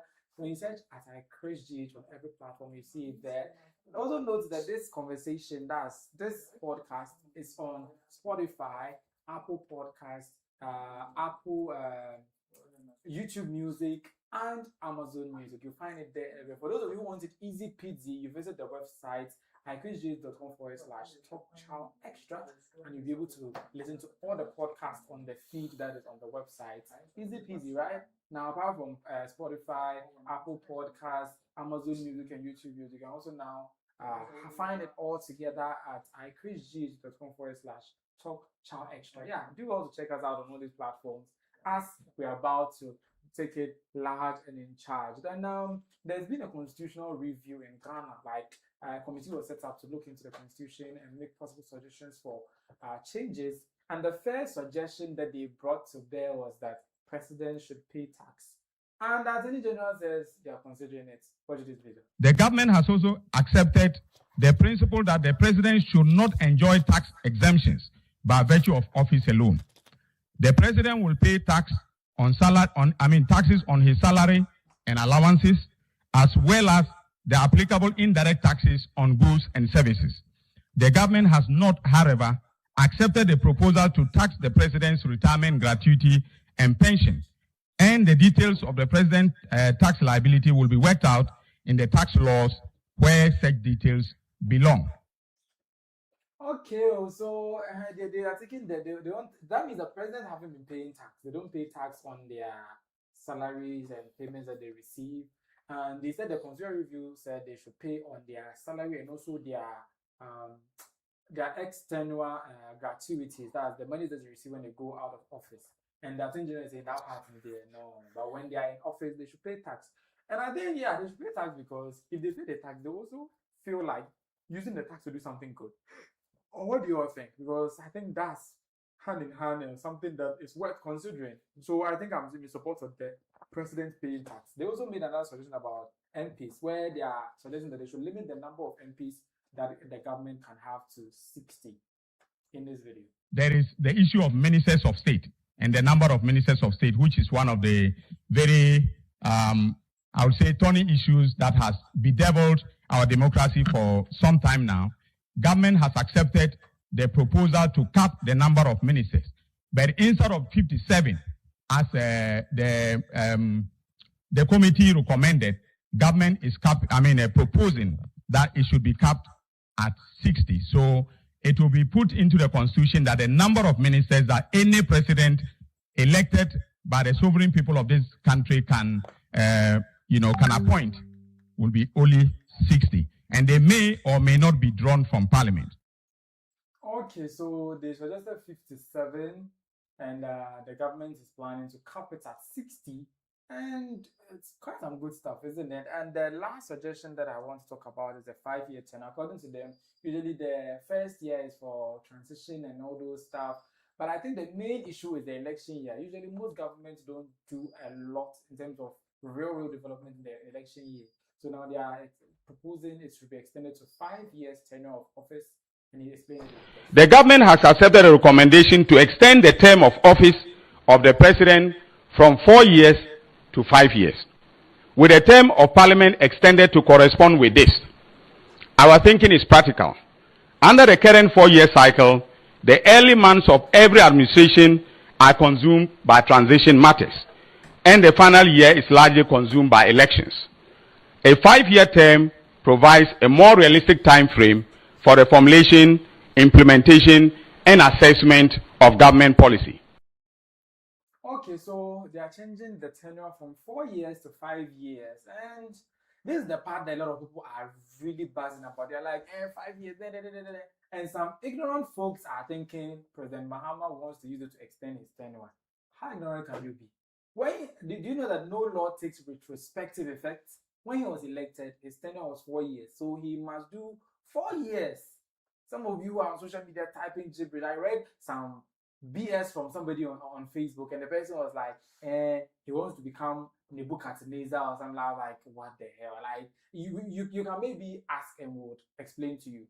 But going on to attack the president based on a suggestion that has been made to him by a committee set up, consider review committee, then it's really bad. But what I'm essentially trying to put across is that when they accept all these changes, they will start from the next administration, because that's when a new parliamentary office will be put in place. The next parliament will do it. And most of these things are entrenched in our constitution, and the government cannot even implement them without it going through parliament. Some of them even have to go through referendum.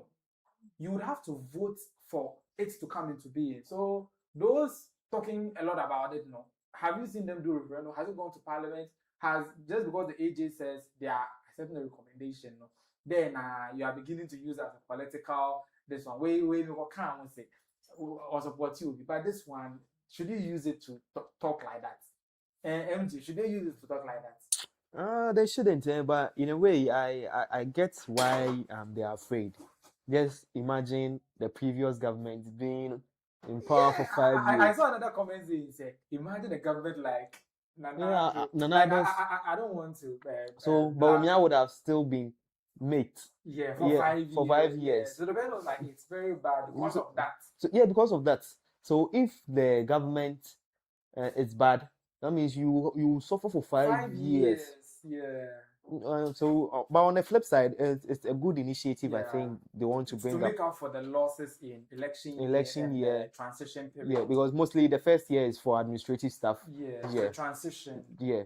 And the other recommendation about the president paying taxes, I think it's a very good initiative. They are taking salary. They are taking salary. Though you are the first man of tax-free. Why should they be tax-free? You are working for the being a president doesn't mean you are not working for the country. Though you are the first man. But you are working. You are working for the country. That's why you are being paid. Yes, yeah. You are not just because you are not being paid just because you are the president. You are being paid because you are working. And you should be taxed for the work that you do. So I think it's a good thing that they should be taxed. So do you think that it will have any positive effects? Positive effects. Apart from it giving us revenue, will it make the president sit up and use the tax to do something right? That's what he's paying. I'm not sure. They won't even feel it. They won't even feel it. They won't feel it. The money plenty. Of course. 60 ministers. 60 ministers. The committee suggested, I think, 57. And Dominic Ayeni is saying they are suggesting capping it at 60 ministers in total. So the 60 ministers, I think with the suggestion, they were like, not all of them can come from parliament. Is that may or may not? May not. Yeah. But I think, do our current ministers all come from parliament? Most of them come from parliament. Most of them. I think the law makes the president mandate him to pick some, a lot from parliament. That's what I think. Yeah.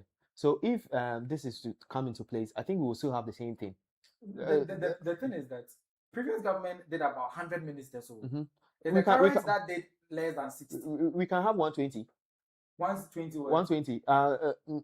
No, relax. Not as in ministers, but just like he's saying, not if this recommendation is approved, it's not mandatory that you pick someone from parliament to be your minister, right? So that means we can have MPs, members of parliament, and we can have other 60 ministers who are not from parliament, making 120. Yeah. So no. So the MPs are different categories. Are different categories. Because MPs are lawmakers. The ministers are executive. Why I think the reason why they want to curb this is to prevent the cost that is involved. That it comes with. That's the reason that the law makes the president usually choose some of the ministers from parliament, because when you are an MP and you become a minister, you don't take two salaries. So you take the salary of the minister, and that's all. If this recommendation is there, and in the recommendation they are suggesting that they are not mandated to necessarily pick from parliament, then you can find a way you maneuver and pick outside parliament, and still the cost will be there. Are you sure? The cost will be there. Because what cost will be there? Because if you pick from parliament, you pay the person as a minister, yeah, but not as an MP. If you pick from parliament, they don't pay twice. Yeah, if you pick from parliament, you pay the person as an MP. No. They'll pay you one. Yes. All right.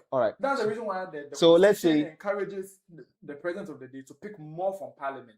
So at the end, you'll be paid for two jobs in one. So let's say this comes into play, and we have members of parliament, which obviously they are being paid, right?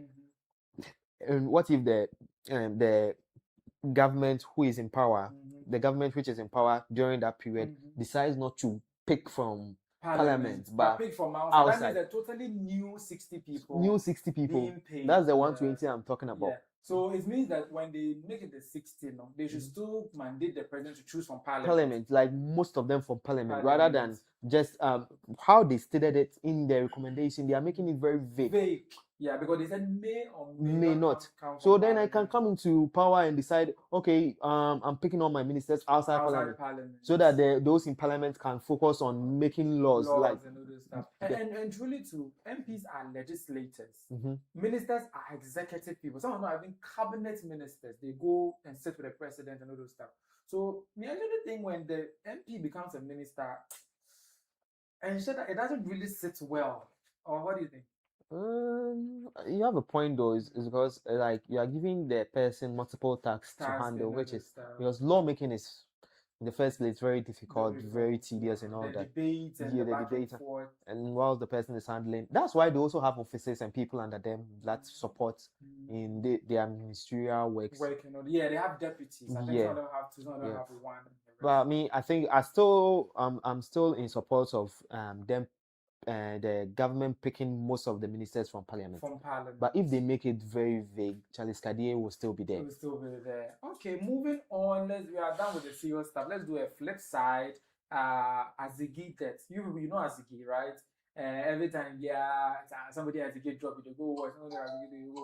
Somebody went and watched Azigi and died as a result. Hey, can you imagine that? Take a listen. Oh, on fear say, no, on fear say. Afenyo-Markin 4 years. Afenyo-Markin 4 years. Usa. Ese kamiti chule kakanka kwa befana. Afenyo-Markin continue. Kwa mikami fane mano. Means. To say wajak when free means so umefan poso awan sanfa. Eye no.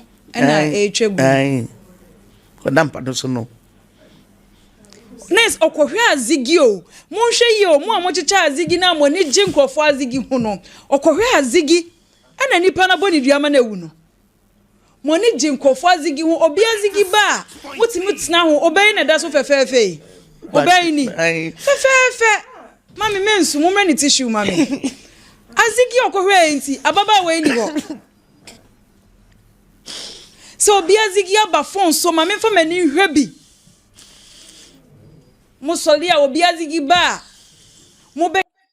Since when did Azigi lead to death? I don't know. She watched Azigi and they cursed her and she's there. Like, how? John. Why should you take someone's Azigi? No, don't you watch Azigi?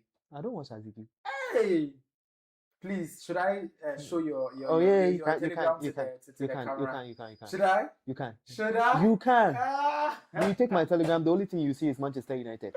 I'm a die-hard. Please, I don't want to get a community note. I would have shown you before the Telegram. But who's that? Me? I don't have anything there. But basically, should Azigi get to the point where it will unalive somebody?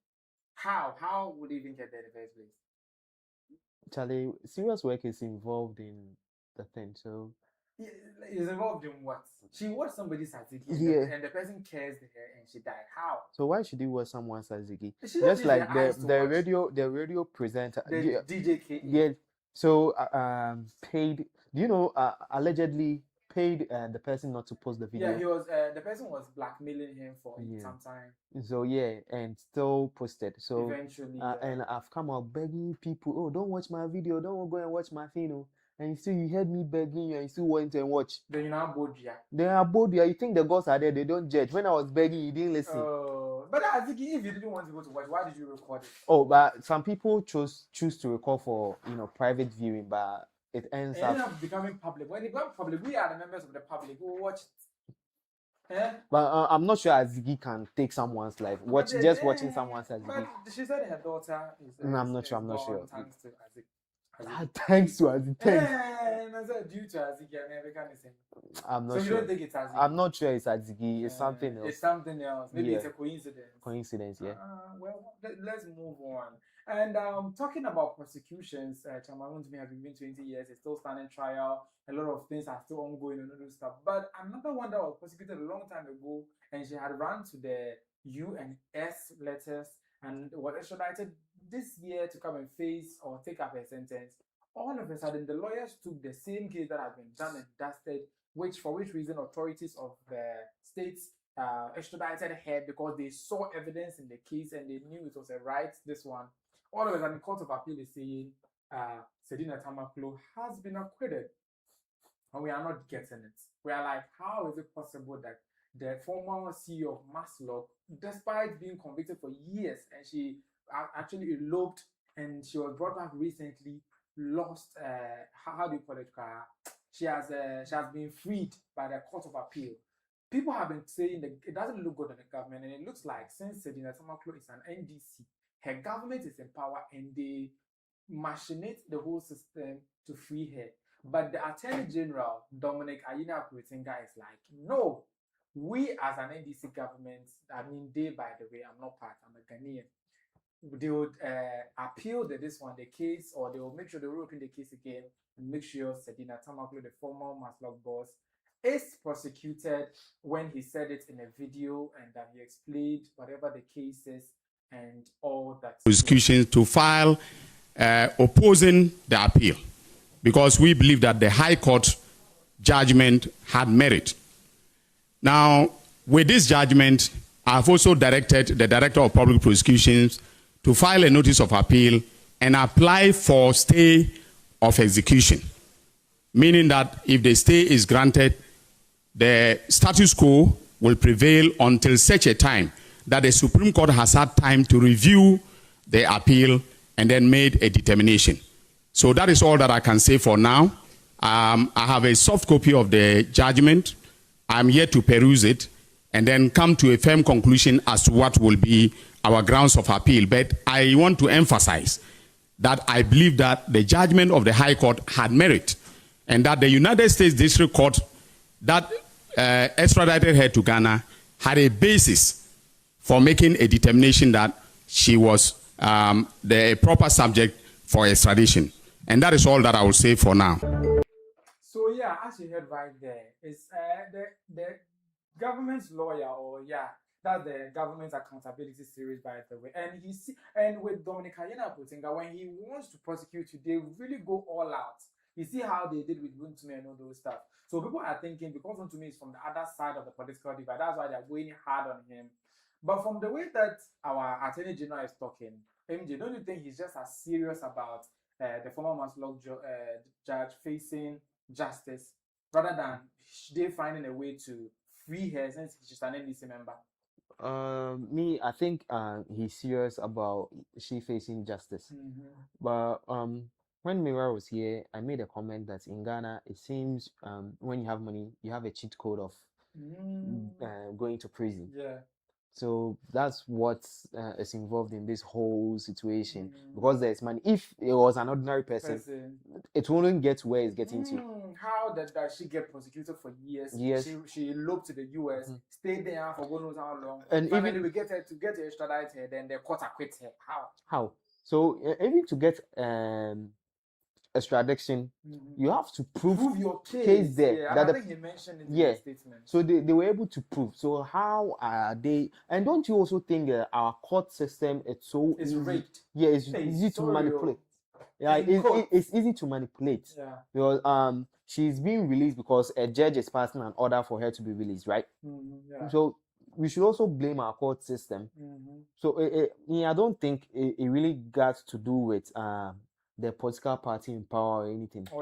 No, this is an NDC member, right? Yeah, she's an NDC member. And she's coming up. And we're praising the government for extraditing their very own. And you know, she came to prison. She had already been sentenced. But then that she ran, or quote unquote, to US before that happened.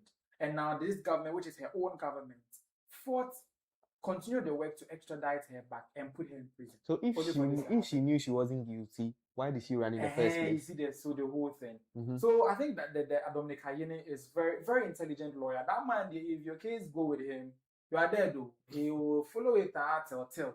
He says he has applied for stay of execution. That means that the acquittance, they will not go by. She will still be in custody while the Supreme Court determines the case. Of course, that should happen. That means he knows his job, because other than that, if it was some other lazy ASS lawyers, they would have applied for the stay of execution. Not just the stay of execution, but if that's not applied and she's released onto the streets, she may go again. She may go again. Like she'll just find a hill, if not by plane. Like she'll find it's very easy to get out of Ghana. So that in the next, the Supreme Court finds her guilty again, she'll be in the. She'll be somewhere else. Where US? You don't even know of her location. She should go to US for them to extradite her again. She'll go to a different place where extradition laws, maybe Russia. That man doesn't care. The man over there. But that place, the extradition doesn't work. It doesn't work. So he will not release you. It's really, really bad. On that show, let's do another flip side. You know, the Bank of Ghana has banned spraying of cash. The same spraying of cash which took Bobrisky of Nigeria to prison, took other celebrities to prison because they were accused of mutilating the Nigerian naira. The Bank of Ghana has also instituted or put together another law that is stopping you from spraying cash or using it to do money bouquet or anything apart from just spending it as a legal tendency.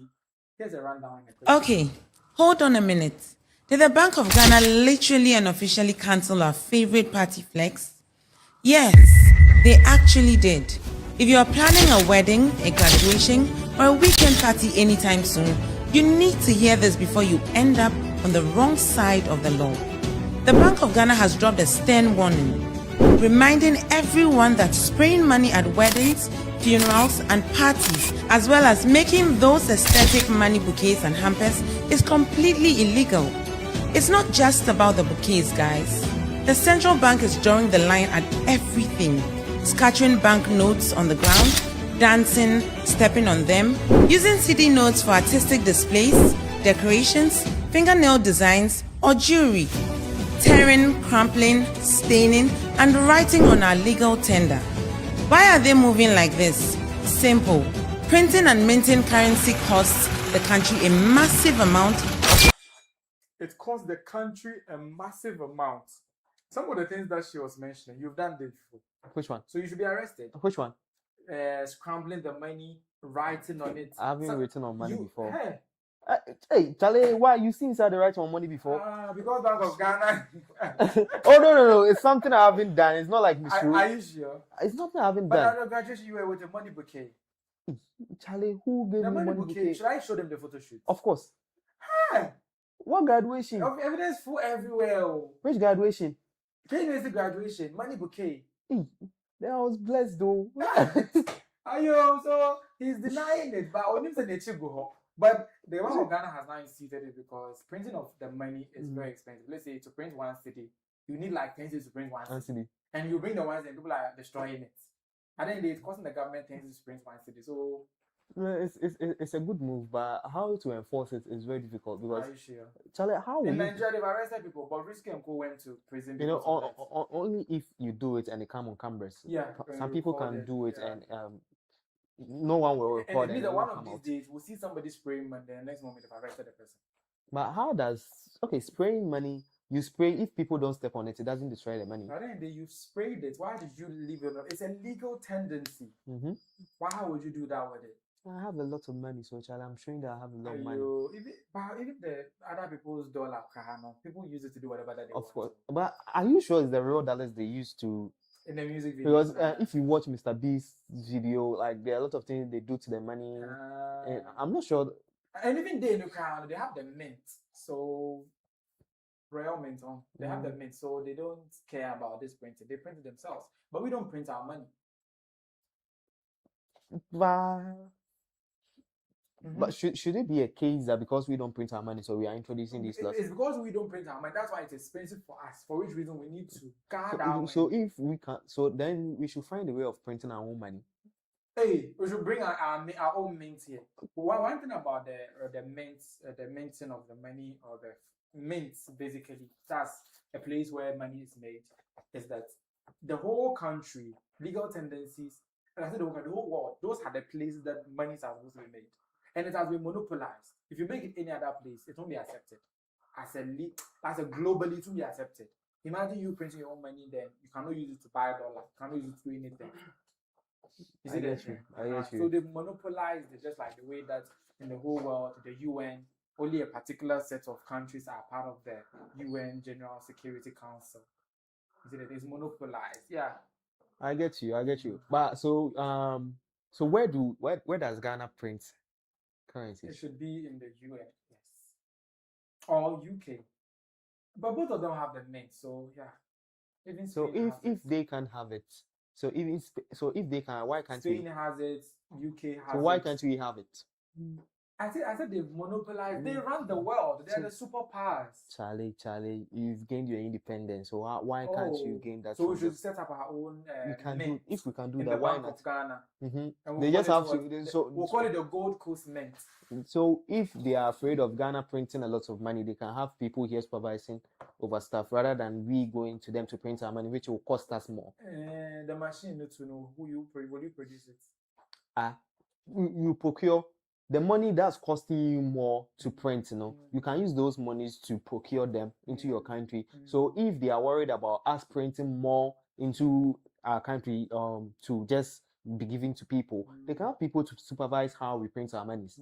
Or if we are to print a certain amount in a certain period, they make sure that's what we print. But instead of us incurring extra costs by printing it outside and they will send it here via transport clearing, and it will increase the cost. Yeah. So why not set up a place that our own means we can print here, and if they are worried, they set up a committee or have people here who can handle it. But don't you think it makes more economic sense for them to bring it rather than do it, because there's like a heavy capital or something. And a country like Ghana, the things that we lack, the mint is not part of. It's not one of our priorities. If we were like a country that is developed, even our priorities, we are not taking care of it. So how much more a mint? So but why they are trying to avoid cost of production. That's why you know sometimes it's cost better to buy than produce. You know sometimes economics of scale but in the long run, since the world is not about ending now, I think in the long run, our mint will be more productive. Yeah. But now you are thinking about medium short term. That's another question. Government when is the now going to end? Yeah. Another flip side, you remember that Achimota Forest video in which a taxi stopped and a robber came and snatched a lady's things? You remember that story? Update on that: the robber has finally been arrested, and it was not even the police that arrested him. Take a look at them. You be like today and catch the guy. You be like today and catch the guy. See another one. They say them be suspects. See them. Look at that. Normal Ghanaians now have been able to arrest the man. So what was Ghana police doing all this while? We are told that stretch of Achimota Forest now. People are always coming, robbers are always coming out of there to rob people. Ghana police are sleeping. Then citizens themselves have gone there to arrest the thief, the robber. Oh, Ghana police. If it was some flippant thing, you people will rush and go and be arresting people. But that's just by the way. Move on to the guy called Kim Promise Lookalike. He's currently mentally unstable, and one person is taking credit for his mental instability. The man of God, in quotes, Agradaa, says he's the one who did that, and he did that because the guy casted a slur on him. He insulted him so badly that he has placed that curse on him that he would never get well. He will never be mentally stable, as he's currently destabilized. 2 months, even if he becomes all right, within 2 months, he'll go back again. Let's listen to him. 100 cows and the toenail of a lease. 100 cows and the toenails of a lease. It 9 more and Nentry 100. Yeah. And yes, sir, a ben on and off, and initial channel. A child 2 months about them. Sana again. So one number of at Safumedian. So he says if he is to be appeased to release him from the care that he's currently under, is making him mentally unstable. He's probably known as Kim Promise Lookalike. He used to have the Sakura and all those stuff, and he's currently mad or mentally unstable. And Agradaa is saying Bishop Kwabena Boachi Siama is saying he's the one who caused it. And he said to appease him, he wants 100 cows and the toenail of a lice. You know the lice that are usually in people's hair. Toenail of that lice is what they should bring, so that to appease him to now undo the curse, and he will now be mentally stable and normal, because the insult that Robest, aka Kim Promise Lookalike, insulted him, it entered him square. It has really, really touched his soul. So bring the toenail, the lice, and 100 cows before they come. And the parents, when they heard this, they also said they had something to tell him in this video that you're supposed to be watching. And he summarized it small, because 100 cows and lice toenail there. Where are they going to get it? Yes, sir. Because within the somewhere in Nogro, Nebani Kim Promise Lookalike. Okudi Agradaa tem eko challenge no ma Agradaa so ebu ni dua maybe abono enyano. Papa, Mr. The Yankupon atas through Sero fa Mebano from so fachem na fachayen. And Mebane futu. They were basically apologizing, begging, looking at them. Where can they get 100 cows? And even if they get 100 cows, where would they get the toenails of the lice? Oh, Agradaa. But by the way, should a man of God be behaving like this? Charlie, the way I want to comment about this thing, I'm afraid. Yeah. Afraid you also be required to bring the our viewers will obviously see what's going on. They will make their comments in the comment section. I can't find Tony. But he should just come out and say he wants to get rich from this situation. Chala, the opposite feeding nation and 100 cows. You know he's a Chaw bar suffer, Chaw bar pastor. They cook in their church. So I know that one. I've seen videos of that one. Asking for cows. I think he had an issue with Chris Waddle, and he told Chris Waddle to bring him cows.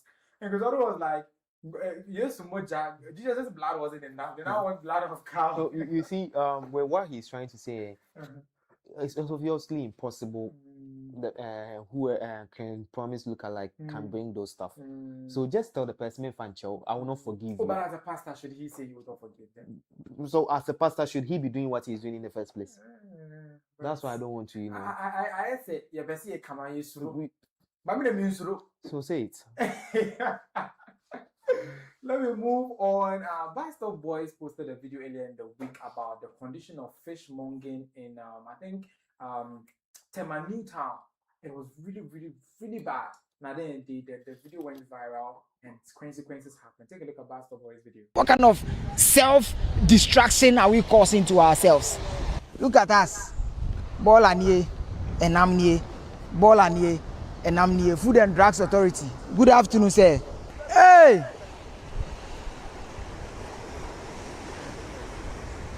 Oh, Papa, now you're done.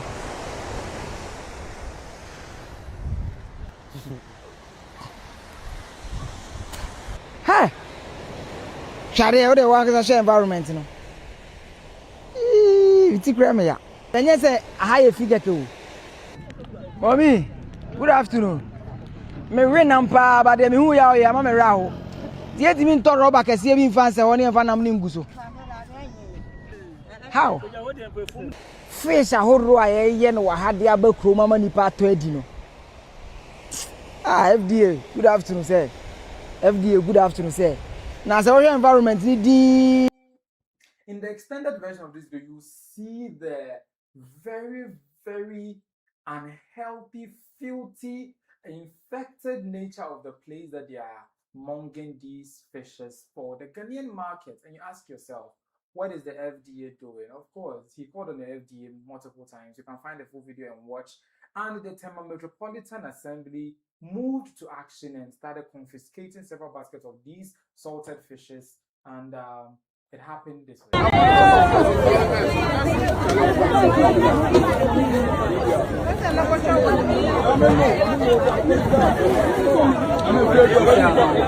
One bag in every fish, every salted fish. One bag in every salted fish.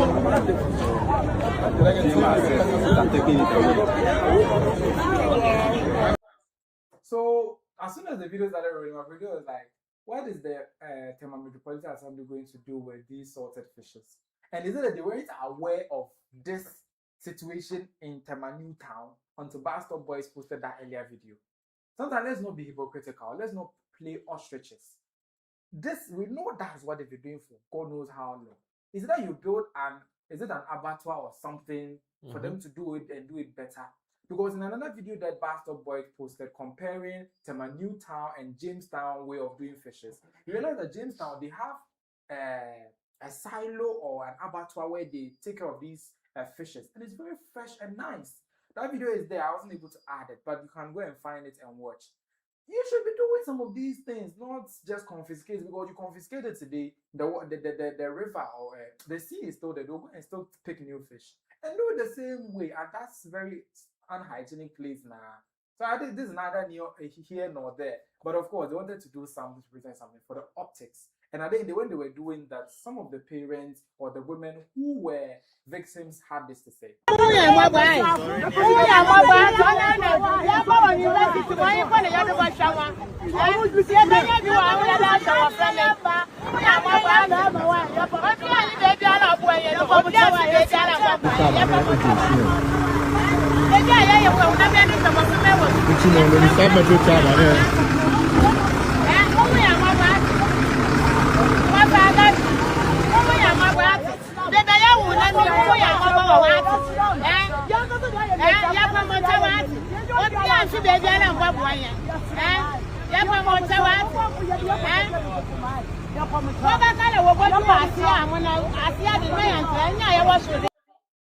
They were basically saying, have mercy on us, our children are in the universities, we are the only ones taking care of them, so have mercy on us. So in translation, allow us to continue poisoning the nation. If they get sick and die, they will give birth to more people. But now what matters is the money. We need the money to feed ourselves and our kids in the university. For the health condition of Ghanaians, we give 0 Fs about it. We should go and ask Wayek and the other people how many Fs they give. MJ, should they give any Fs about our health? They should. But it seems their kids are in the university and they use these very unhygienic fishes to feed them, to sell and feed them. I think the municipalities are the ones allowing it. You remember when we did the issue about the cows being sold along the stretch of the Greater Accra Region Minister. So there's the same thing. It's the same so if there is no regulation, the people will choose to do things how they see fit. And that's how they see fit. And at the end of the day, it's bad. It's bad. They are still getting people to buy. Though it's bad, but they are getting people to buy. If they were not getting any person to buy because of how their surroundings are, they will stop. They would have stopped. Or they will improve upon the condition. Because Jamestown, as I said, their place of doing the fish is very nice. It's very so the ministry is going there to sack them and all that. So they mean to tell us they haven't seen or they don't know until Bastard was posted. So right now that they are seizing the stuff, what are they going to do about the place? Okay, I think they were demolishing. I've seen they are demolishing the place and all that. But after the demolition and everything, what will you do to also help them so that they can continue to ply the trade? Of course, they'll have to ply the trade. So what are you doing to help them ply the trade proper? Because I'm sure they also take taxes from them and all that. So if you want your tolls, your taxes and whatever, you have to help them, set up a place for them, just like you're saying an abattoir or anything. Set up a place for them that they can sell. You see to it, you regulate them that their sales and how they do their production, it meets a standard that people can consume. You just don't wait for a social media person, an influential person to come out to start videos before you start acting. And there is another video to that effect I saw of them arresting. In the first video, I want to introduce the other video. The first video, when Bastard Boy, the guy was saying, a woman was defecating openly near where they were monging the fishes. In the other video, when the Tema Metropolitan Assembly went to confiscate the items, some other guys too saw them and went to openly defecate, and they were arrested in a video that you should be looking at. And the main question is that you openly defecate, but authorities have come. That day, you just watch the authorities and you are going to openly defecate. So actually, that should bring a question to your mind. Let's watch the video.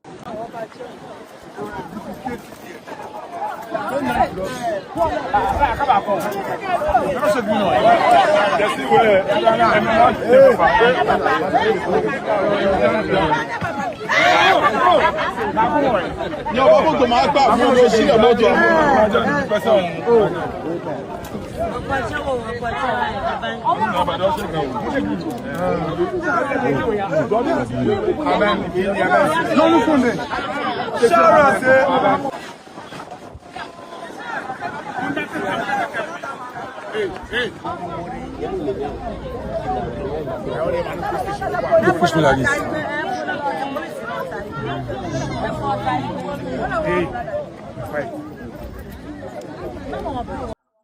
So they arrested them and all those stuff, and the defecating people too. They've been doing it for God knows how long. Municipal has been there. The assembly has been there. They haven't been doing it. But you have something to say about those. So it should tell you a story that they don't have any place to defecate. Because if they were doing it openly whilst the assembly is there, it means there is no place for them to do it. Toilet facility. Yeah, because if there was, they'll probably go there instead of them risking their lives. Yeah. They didn't care. when basketball was doing it, the lady was just there doing her thing. She didn't So care. I agree. So this issue of the authorities arresting them and all that is good. It's good that they are trying to curb the issue. But whilst you are curbing, you should also provide a solution. Yeah. You can't just curb without a solution. Yeah, so I think the only thing missing here is that they are not adding a solution. Yeah, so they should see to it and add a solution. Rather than just telling them. So me, I won't come and lambast that the authorities are doing. It's actually great things that they are doing. So they should also bring out a solution that will prevent people from openly defecating. Even if there are toilet facilities there, I'm not sure it's enough for them, or it's in a bad situation that they can't access. So they should also have a look at that side, which is very, very important. So that I think it will discourage them from even openly doing it. Because as they've arrested these two people and they've left, I'm sure hundreds of people came and did the same. Of course, it's their usual place, so definitely they will do it. Yeah, but so the sea breeze too is passing them. Hey, so they should provide facilities that have ACs, so that it will mimic the sea breeze for them. I actually used one in Kumasi. I went to. Oh no! I'm saying the one with AC. I was like, actually, this experience is different. It's good. Let me leave it there. Moving on, do you know that producer Kantanka's funeral is currently ongoing despite a court injunction injuncting the funeral preparations for 10 days? But of course, the Adra Safo and the other family members, as against Akofina Safo Kantanka, the supposed heir apparent who was installed, they are all having different things to say. But before I get to what is happening right now, this is what happened. First of all, Adra Safo came and said this. Reminding Onua Police Service to give us the protection. You are throughout to all the security agencies that you cry your papa that way. In Pennyfo and one, the bedroom, you are fresh phone. So, Adra, we got the invitation. What is happening? Is it coming on? The Speaker of Parliament, the flag bearer of the NDP, the Chief of Staff of Ghana, the former Chief of Staff, the former Leader of Parliament, the Leader of Parliament. Me and it's a new crow for now only a business what 3 B2 on our mobile. Papa no wa bebobra. So na ya musemo be yiye we abegu mani mu ase na adwa ka se ene ma teme hu madane amamu mo ko ye bibi tro kan dia papa baby a oba me bobra ko duye no I'm willing to give in a visiting burial. Na so actually, that's Adra Safo talking about the fact that she will do the funeral hukoku regardless of the court injunction. Then her half-brother Akofina Kojo Safo also did a press conference with Crystal Safo and other people to also announce this. Dear Nihonoma, I urge the members of Crystal Safo, the nation, to disregard any date via Anasadi via Air Koso. The Santi Kotoko family Ayati Hanam. You move here in one of my debates, Diaba Abonton, and the Japan, no of Anamusuni. We have a chair, a Sorrento Council of Elders. The body of our Sorrento, or more the mandate, or Mutini, the next leader, a Sorrento, Omina Ewaha. Every region, BR Penny, the former, the regional council chairman, every single person will have secretaries in Melko Yoka. As MC Neboso Ewahanamo. Date be a I stand on my authority as the Kantanka family head and the leader of Crystal Safo said. Muntu date be a Bontindia in the Bisabia in Honoman. There will be no burial held on the 30th of this July. May God bless you all. Thank you. So once you heard that there's no burial on the 30th, but apparently there's been a burial already. They are doing the funeral giddy. So apparently Adra Safo is like, you were injuncted from being installed as the heir of the Kantanka family. And you flouted the court injunction and got yourself installed. Now you two have gone for an injunction to injunct her from doing her father's funeral. She too is flouting it. As it stands now, the funeral started, I think, on Thursday or Wednesday. And it's on now till about Sunday. And it's going on perfectly so far. Highlight of the event was that when the hearse, the carriage, what do you call it?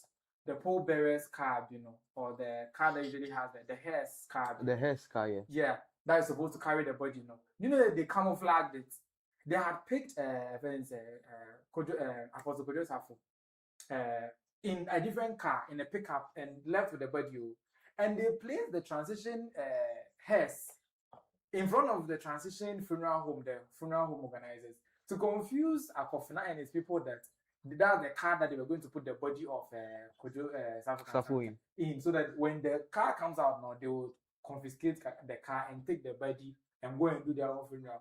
No knowing address if they are fast, address Safu was what? Hurry up. Hurry up. They took the body already, cry, and they went and buried it. Hey, should I say it? They buried him. Well, they buried, Okay, they buried him. Kantanka at a different place and all those stuff. And so by the time that they realized burial had already been done and the funeral is in session, and the highlight of the funeral is that they bring Auntie Ode. Do you know Auntie Ode? No. That lady that always sings Ekuti Ayomuno. Yeah, they brought her there, and the song that you were singing yesterday, let's take a listen to that song. It was really, really funny because even today she's singing some, but yesterday's own is my highlight. Let's take a look.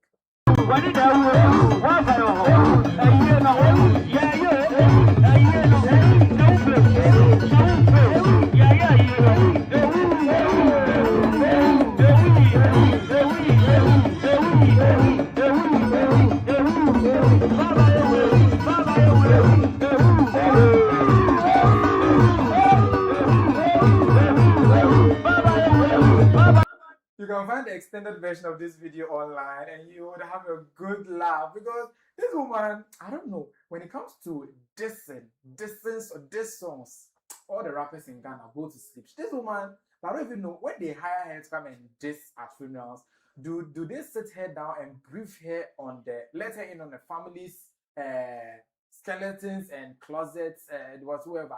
Because when you bring her, if you have a fight with, let's say, your husband's concubine or anything, you invite her, she will finish them. It was really, really fun. But there's a video that also came across of Agradaa Safo, in which she was very happy at her father's funeral. I was like, what is he jubilating over? I'll let you take a look at that video and judge for yourself. What was Agradaa Safo celebrating here?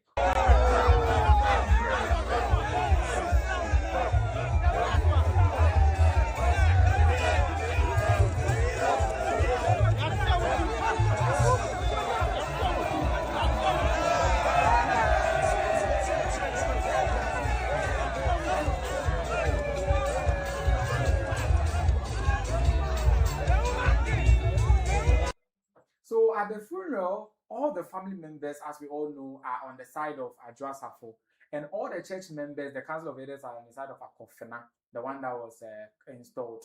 So at the funeral, something very interesting happened.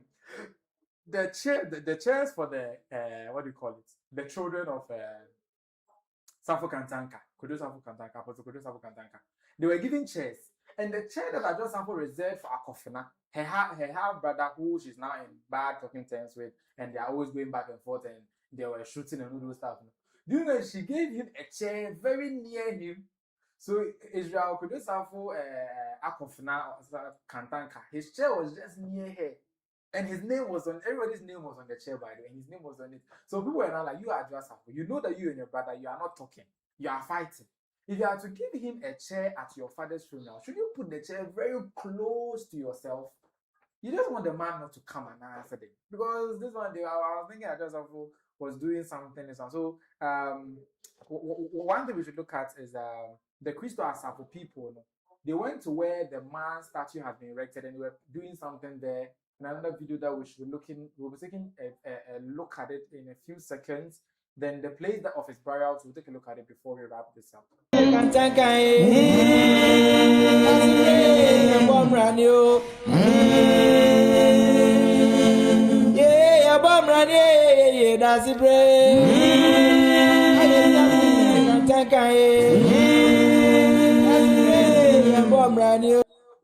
They were collecting sand and gravel from the place where his statue is. It's like they are treating the man like a god, or like his statue, and they are picking sand and gravel from there because they feel it has healing powers.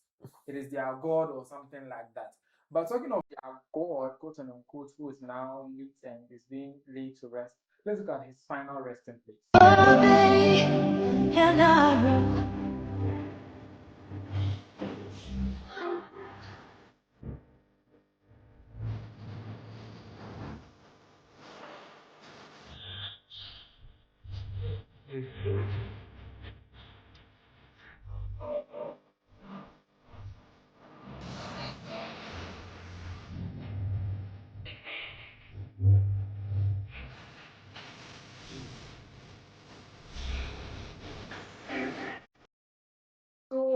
there might be a way pushing a friend and they be able to say that.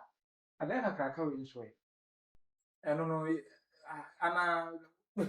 Because it's giving me some vibe. You look at the song, look at the big house, like it's big. So the question is, was the house built before or after his death? I think after his death. It's not easy. So no one will live inside, only the dead body. And he will just be at a small place. So I'm sure they'll definitely hire guards that will protect the place and be paying them. Or they want to turn into a mausoleum. Mausoleum. What are you going to watch there? Bones. Maybe his cars. You know his inventions. So his inventions are over there. Because the place is too big. Can't you see the edifice there? So, but I'm not sure they will turn it into a mausoleum. It's big. It's not easy. But people to have money. We will get money. Yeah. But I mean, if I didn't get money, they shouldn't do this matter. Do you know the funeral I'll instruct my kids to have for me? No. Like they'll be flying my destiny, just my corpse. They should like they will buy a private jet and they'll be flying my corpse every day. The only time the plane needs to come down is for refueling. When they are done. You want to so many years over. But who will suffer? I'll like it will create an employment opportunity for the pilots. The pilots. Now that crash will be Charlie. But what do you make of the back and forth between Agradaa, who the whole family is behind right now, then Akofena, who claims he's the heir of the Kantanka empire, and the church is behind him. So one has the church behind him, another has the family behind him. What do you make of that thing between the two siblings? The father will really be sad wherever he is. I don't even know who to support because we all don't really have the details of whatever is going on. It's just hearsay that, and we can't prove who is right. So I don't even want to take a side. But as siblings, if you guys can come together to do a funeral. Obviously, I'm sure it's because of inheritance. That's why. But the inheritance have been taken by the Apocrypha. So why are the father willed everything in the name of Christ Asafo. The one who leads Christ Asafo becomes him. So as it stands now, they will barely get nothing. Their family members will barely get nothing. So why all the quarrel and everything? No, I don't even want to make any assumption there. Like this is a family issue. We don't have all the details. All that we are hearing is rumors, hearsay, and them coming out, giving us their bets and all that. But we can't make conclusive judgments on that. So I will not take any side. It's just bad that siblings. It looks bad. The optics. They are doing this after their dad's demise. And he's a great man. The star of Africa. He automobiles, a lot of inventions. And look at how. This Akofena guy who is fighting all over these things, like 5 years, the money will be spent. He will finish it. Haven't you seen the guy's history when he was made CEO of? And he even had to be removed at a point. Of course, so that's the reason why the family don't want him to lead. Because they think he's a very. But he's the eldest, right? He's the eldest. He's the No, he's not the eldest. Agradaa is the eldest. But the problem is that the will stipulated directly that only his male sons can inherit him. And he's like the eldest male son. So is it that thing? That's also problematic. In as much as they know that he's not fit, quote unquote, I'm not saying it's true, but they claim he's not fit. The other ones are also younger than him. Is it that thing? But the will says any of his male sons can inherit him. And at the end of the day, he ended up Charlie, we have to learn a lot from this. Whoever among us will be making wills, learn a lot from this. Make it point blank. This person that I want. Person. Because the will is vague. So when I read that portion of the will. So just give detailed instructions on how the will should be applied, rather than making it vague. So if you make it vague, what's the point of making the will in the first place? It was vague in such a point that any male child of mine can be able to inherit me, but no child of my female like the way that he said is like females, even their sons cannot inherit him. It's will to the church, right? It's will to the church, and the leader should be his male son, bearing the name Safo. So what would have happened if there was no male child? Let's say after I know he has children, but after his demise and something happens and there is no male child anymore. But the will wasn't real to any female. So it was real to the church. Explicitly that the females cannot inherit. Yeah, cannot inherit. So it was real to the church. So what happens if the male children are no more? No more. Problem don't come. Problem don't come. But looking at the chair that Adwoa Safo left for her brother, her beloved Akofna, do you think that he should have humbled himself to come and sit on it so that they would just do the funeral in peace? Why not? Why not? He should have. Charlie, it's your dad's funeral. Why can't you put your differences aside and just come together, honor your father, send him to his one last thanks. So you are sending your father to his resting place with grievances. Oh, it's really, really bad of them. Moving on, Stonebwoy and Shatta Wale are at each other's throats. As of these people, when I say they are at each other's throats, I'm even tired because they are always at each other's throats. At this point, they are inside the throat already. And they came back again after Shatta Wale went to, I think, Glitch Africa Studios, Hannes Bunch podcast, and he spoke about everything, including the fact that he's doing threesome and other things with his multiple wives and how Michi left and all those stuff. I don't know how this whole thing did that, and now Stonebwoy's name came inside at this. Stonebwoy is my boy. Stonebwoy used to be with me. He used to come to where my first room I rented. He used to call me daddy, come to me and, stuff like that. But when he started getting into the media and, it's like, you have talent. Oh, no, you're even better than Shatta Wale. Stonebwoy comes into the studio right now. Are you cool with him?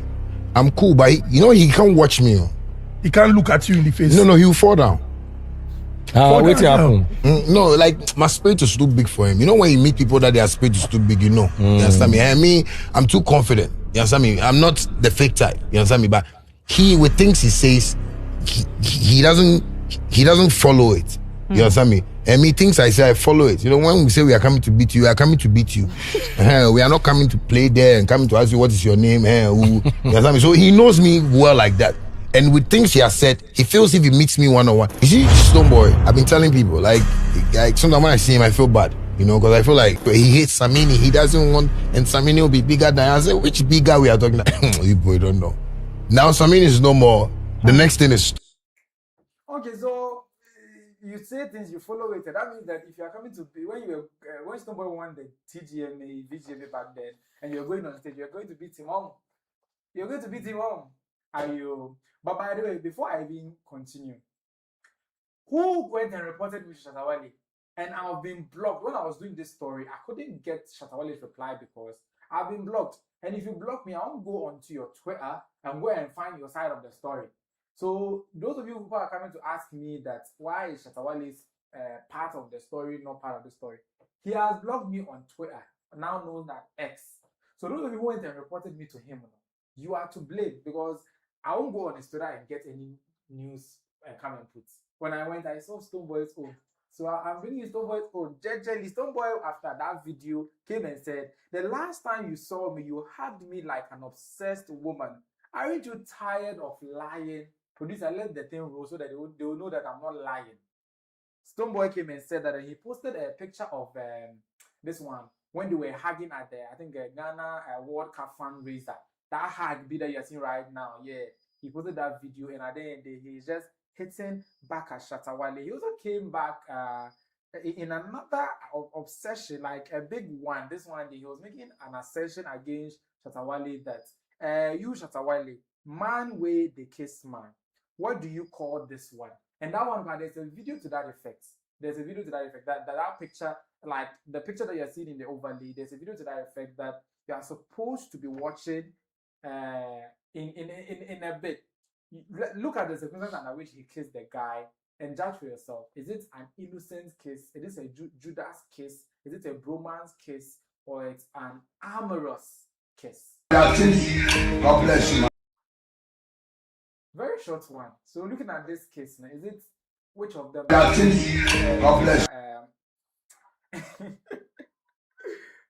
what case is it? He was excited and he just did it out of the moment. He didn't realize he was kissing the guy.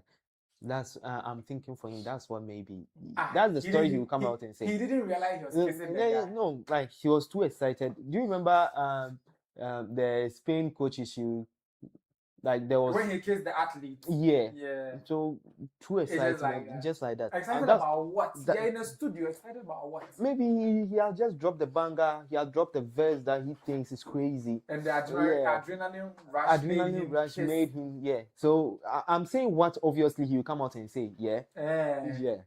So, but do you think there's more to it? There's more to it, obviously. Hey. There's more to it. For real. For real. Oh, guy. I mean, this is the same Shatta Wale who is sitting on the platform saying he's a polygamist. Yeah, he has another, apart from Mali, he has another woman. They usually do tray and some, and they do some other things and all those stuff. We were here when Davido came to lie about the girls, the ladies that. So you think Shatta Wale will lie about something like that? Charlie, artists lie. No. The thing is that he doesn't look it. So he doesn't look it. Why did he act it? Okay. Why am I even boxing myself?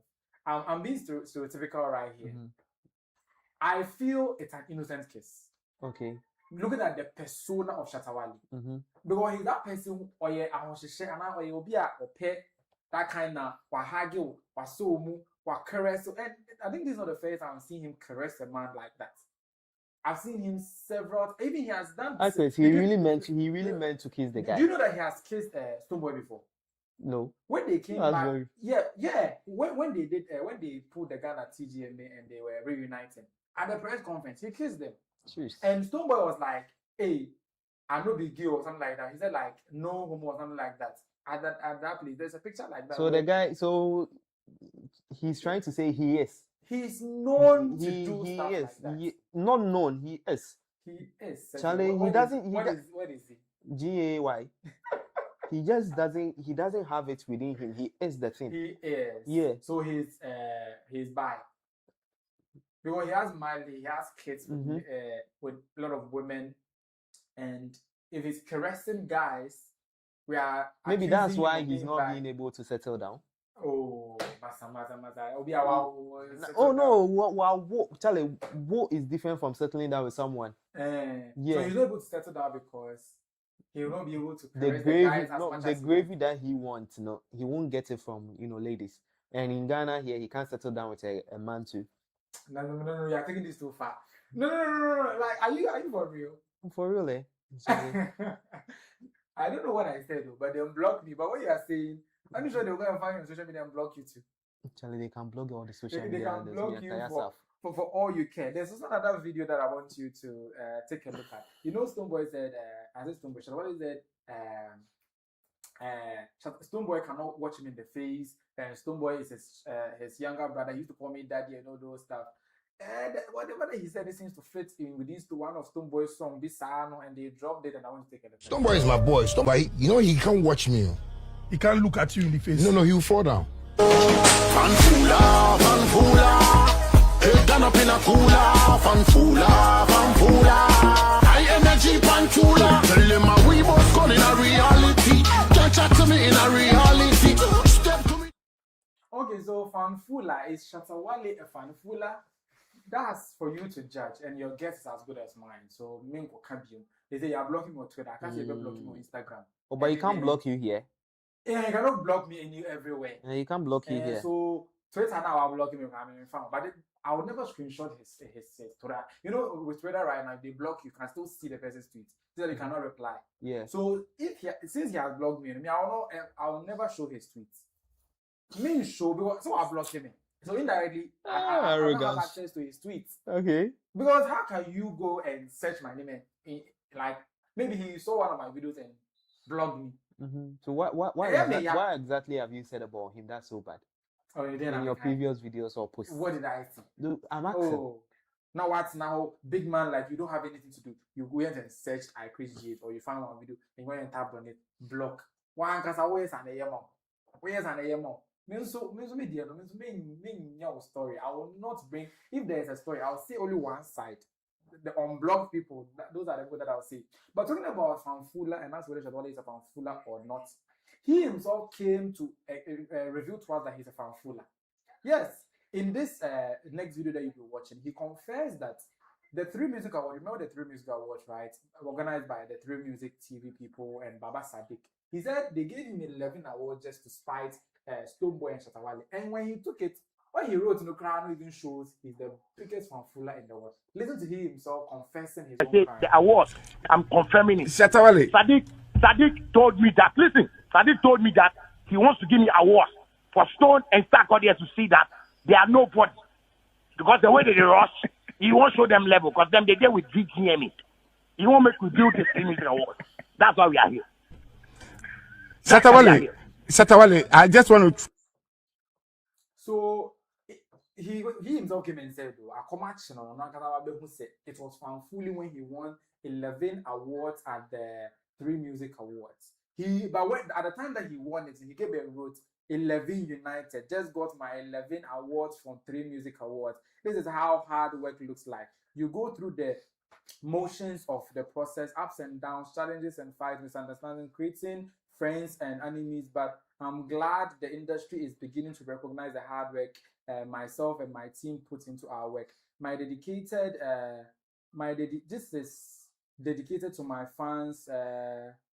You are the reason I live and everyone I have." So when you, Shatta Wale, you posted this, were you a fanfula or not?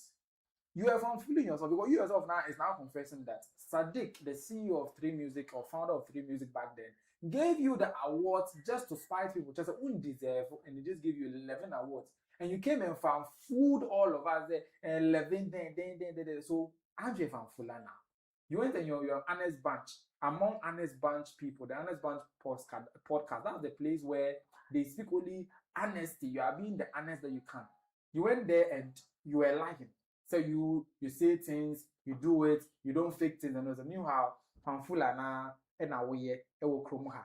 You in another instance, he used to do songs for I think the NDC. This is Mahama and at the point he was stopped from doing it again, and this is the reason why Shatta Wale stopped doing music for Jonjomani Mahama and his NDC government and or songs that are in relation to them.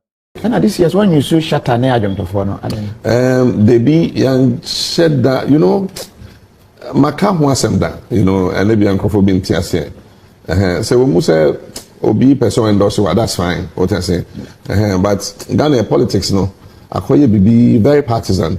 Into we are to me Ajomtofo and I say we are celebrity and artist and bibi na who appear on the platform of a political party.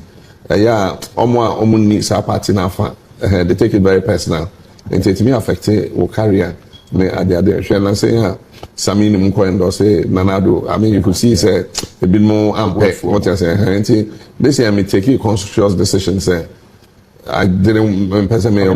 They protect celebrities. Yes. Me feel say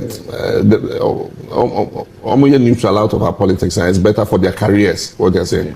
But they want to express love for a particular political party. He doesn't really care. But me a conscious decision say me ma artist and obia and be involved. The only person or performing for us any young boy about to mama farmer because what to political party song and no point me Savannah region ho I'm gonna invite him and say. So the president himself was explaining why he didn't let Samini do political songs for him after Mahama Paper. But Shatta Wale himself is currently in the UK for his show and he was asked to talk about it. Apparently that's the video I wanted you to really take a look at. And he was explaining why Mahama told him not to do campaign song for him in this video. No, that's what I'm saying. Like, all this money, lifestyle I'm living is not, from anywhere. It's from Ghana. And from President Mahama to Akufo-Addo to wherever, every government, they've supported Shatta Wale. Wow. You understand me? It's like... The reals are recognizing the real. Yeah, and I won't lie about it. So if Ghanaians are sitting there and they're watching me like, where is he getting the money from? FBI will catch him. It's the leaders that love what I'm doing. I love that. Yes, because our President Mahama really respects me like a star. Once upon a time, he told me personally, Shatta, I don't want you to do campaign for me. I know my people are calling. I don't want to spoil your future. Just do your thing. And that is a real man. Wow. Yeah. So when we need help, yes, That's what I'm saying. I mean, you're his biggest export in his country that he's running. Yes, so he doesn't play with me. When it comes to music. Yes, and it's not like because of politics. That's what I'm saying. If I can get a president from our ex-president Akufo-Addo and say, Shatta, it's your birthday. I have a gift for you. A presidency, I have a gift. So all those things. So yeah, that's by the way, that's why he's not doing any campaign song anymore. But moving on, Tyla was doing a world tour. That's the tour. I think the world tour, which is going to North America. I think many places, and Africa. She was going to 2 places in South Africa and 1 place in Nigeria, West Africa. That's the A-pop world tour. And when we found out that she was going to Nigeria, a lot of backlash happened. This is a video of her announcing her tour and with all the countries on it.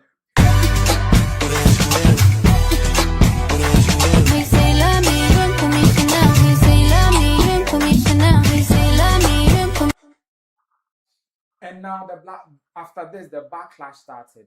In a slide that should be rolling on your screen, a lot of people started venting out about her.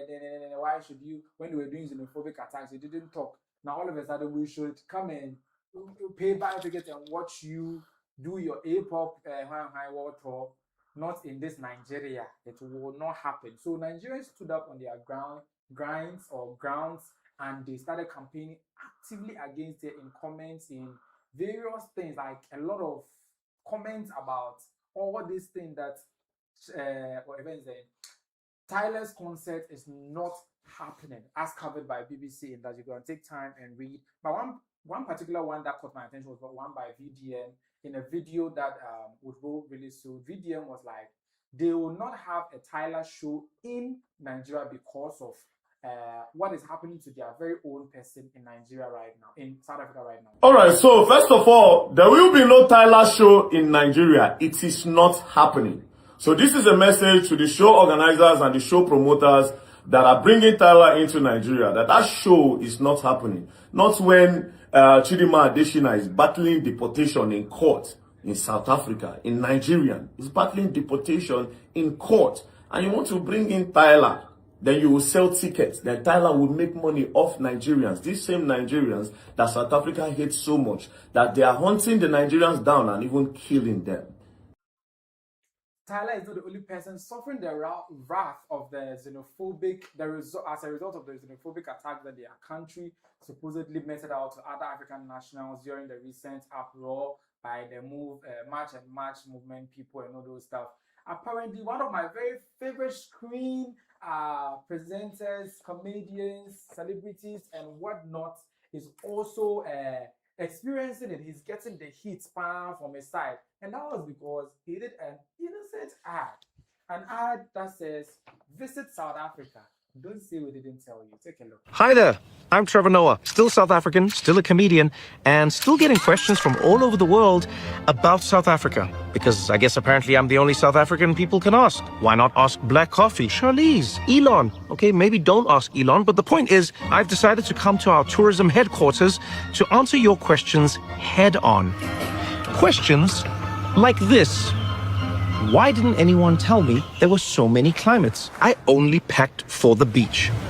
Well, English Ben 386, then South Africa, we have it all. You can explore majestic mountains, cascading waterfalls, desert dunes, and boundless savanna plains.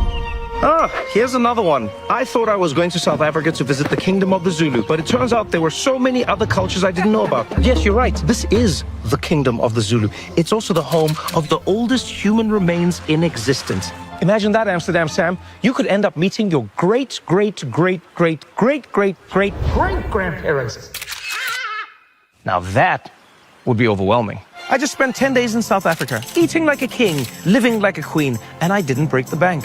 Somebody really needs to talk about how affordable that country is. Will she be traveling? You just spoke about it. Look, another comment. Trevor, are you telling me to visit South Africa just to see a few lions? Well, first of all, who's getting catsy now? Redacted username for legal reasons. But to answer your question, in South Africa, you can do a little bit of this, and some of this, Another one of this, some of those, or that, or that. Then you could do that and that. Or this. Or that. So, whatever vacation you're looking for, South Africa has you. Just don't say we didn't tell you.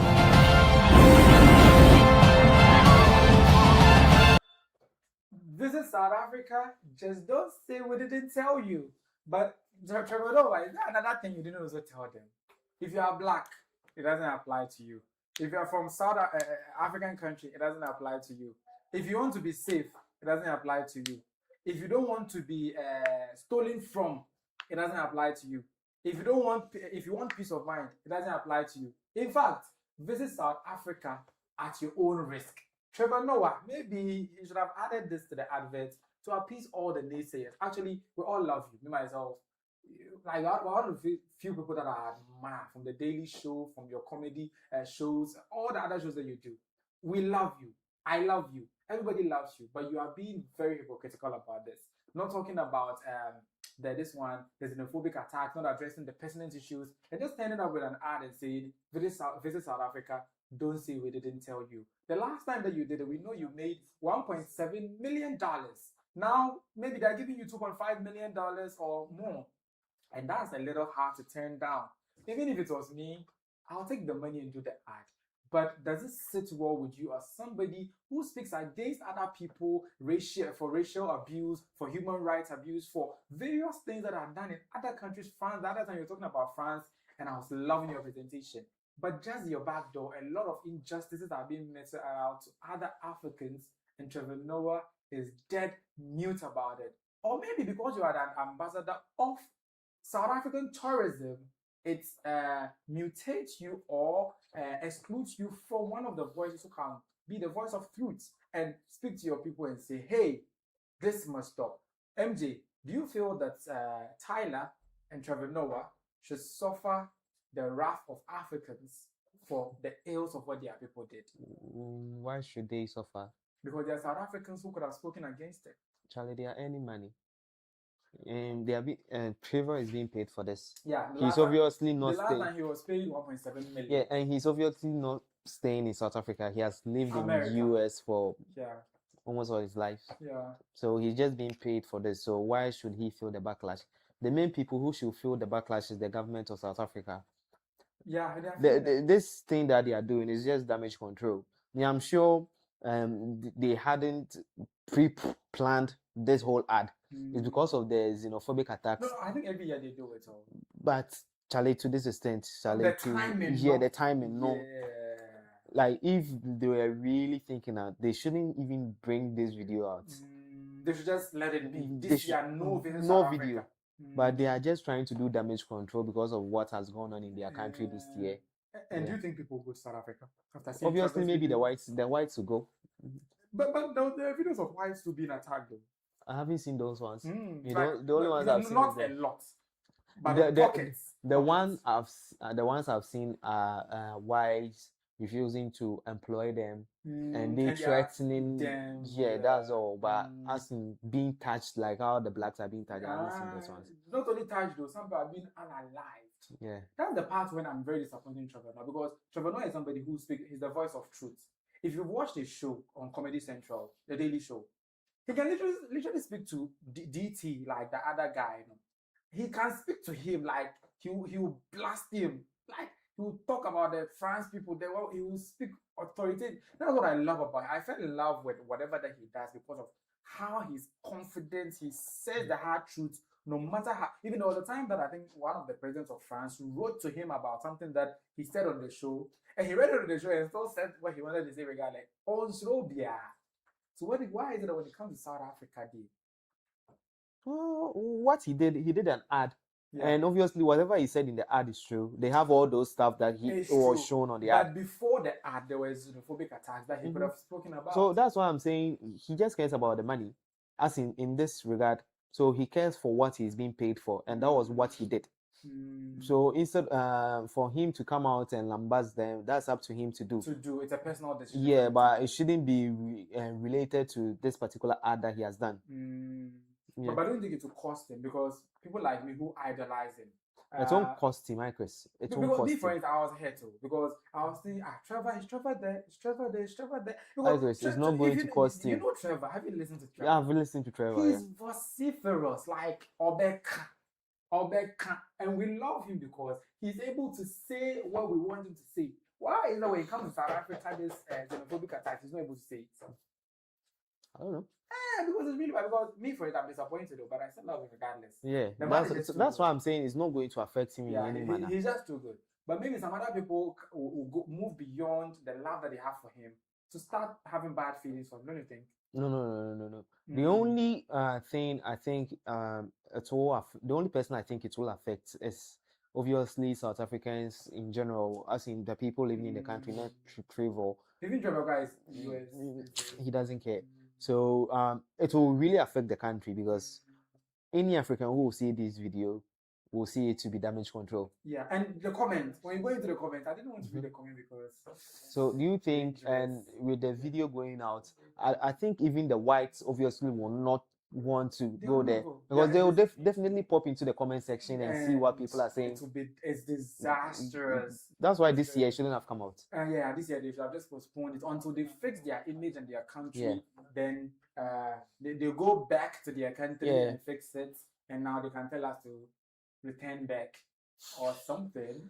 Is it a thing? Yeah. But Tyla too is losing money in her tour now. We are learning she has cancelled her Nigerian show, which was part of her A-pop show. I don't know whether I'm a piano pop show or Afrobeat pop show, but she said A.pop. Tyla, if you're representing Afrobeat, let us know. If you're representing I'm a piano, let us know. But we all know you do Afrobeats. Is it a thing? Now she's losing money, right? Do you think that it will also affect Tyla? Okay, for the show that she cancelled, I think it's a good move by her by cancelling the show because Nigerians was also affected by the xenophobia. A lot of Nigerians were so her being in Nigeria to perform a show, who knows? The crowd could run over her or do something. Yeah. So when they are doing me sweat and when she turns her back. And Nigeria, Nigeria also have. They'll let it spank. They'll let it hurt or something. You remember what happened to? Is it Miss Bell in KNUST? Oh, that was. Yeah, the same thing. He said her. Yeah. That was very bad. Yeah. That was very bad. So for her cancelling the show, I think it's a good move by her. So yeah, she's losing but money. But how about she rather does what we are telling her to do? Speak against xenophobia. Because the main issue is not the fact that she's doing the show in Nigeria. It's the fact that when xenophobic attacks were going How many South Africans are speaking about it? Nasty C spoke about it. How many? Most of them are happy with whatever is going on. Huh? Most of them. And then Trevor will be happy? I don't know. For him. What? Tyla will be happy? I don't know for him. Why are they not commenting if they are not happy? Maybe something is tying them. What is tying them? What management? And if he is able to speak about France, why can't he speak about South Africa? Yeah, that's why I'm disappointed in Trevor. Yeah, because the Trevor that we all know. So that's why I'm saying most of them are happy with whatever is going on because they think it's liberation for them.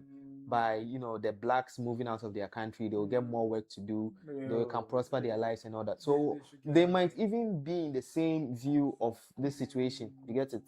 And Trevor has lived most part of his life in the America, like in America basically. He has hosted the Grammy for countless. I think over the past few years, he's been hosting the Grammys back to back to back to back. That's how big Trevor is. And even Shakira, everything Shakira took his bit from him.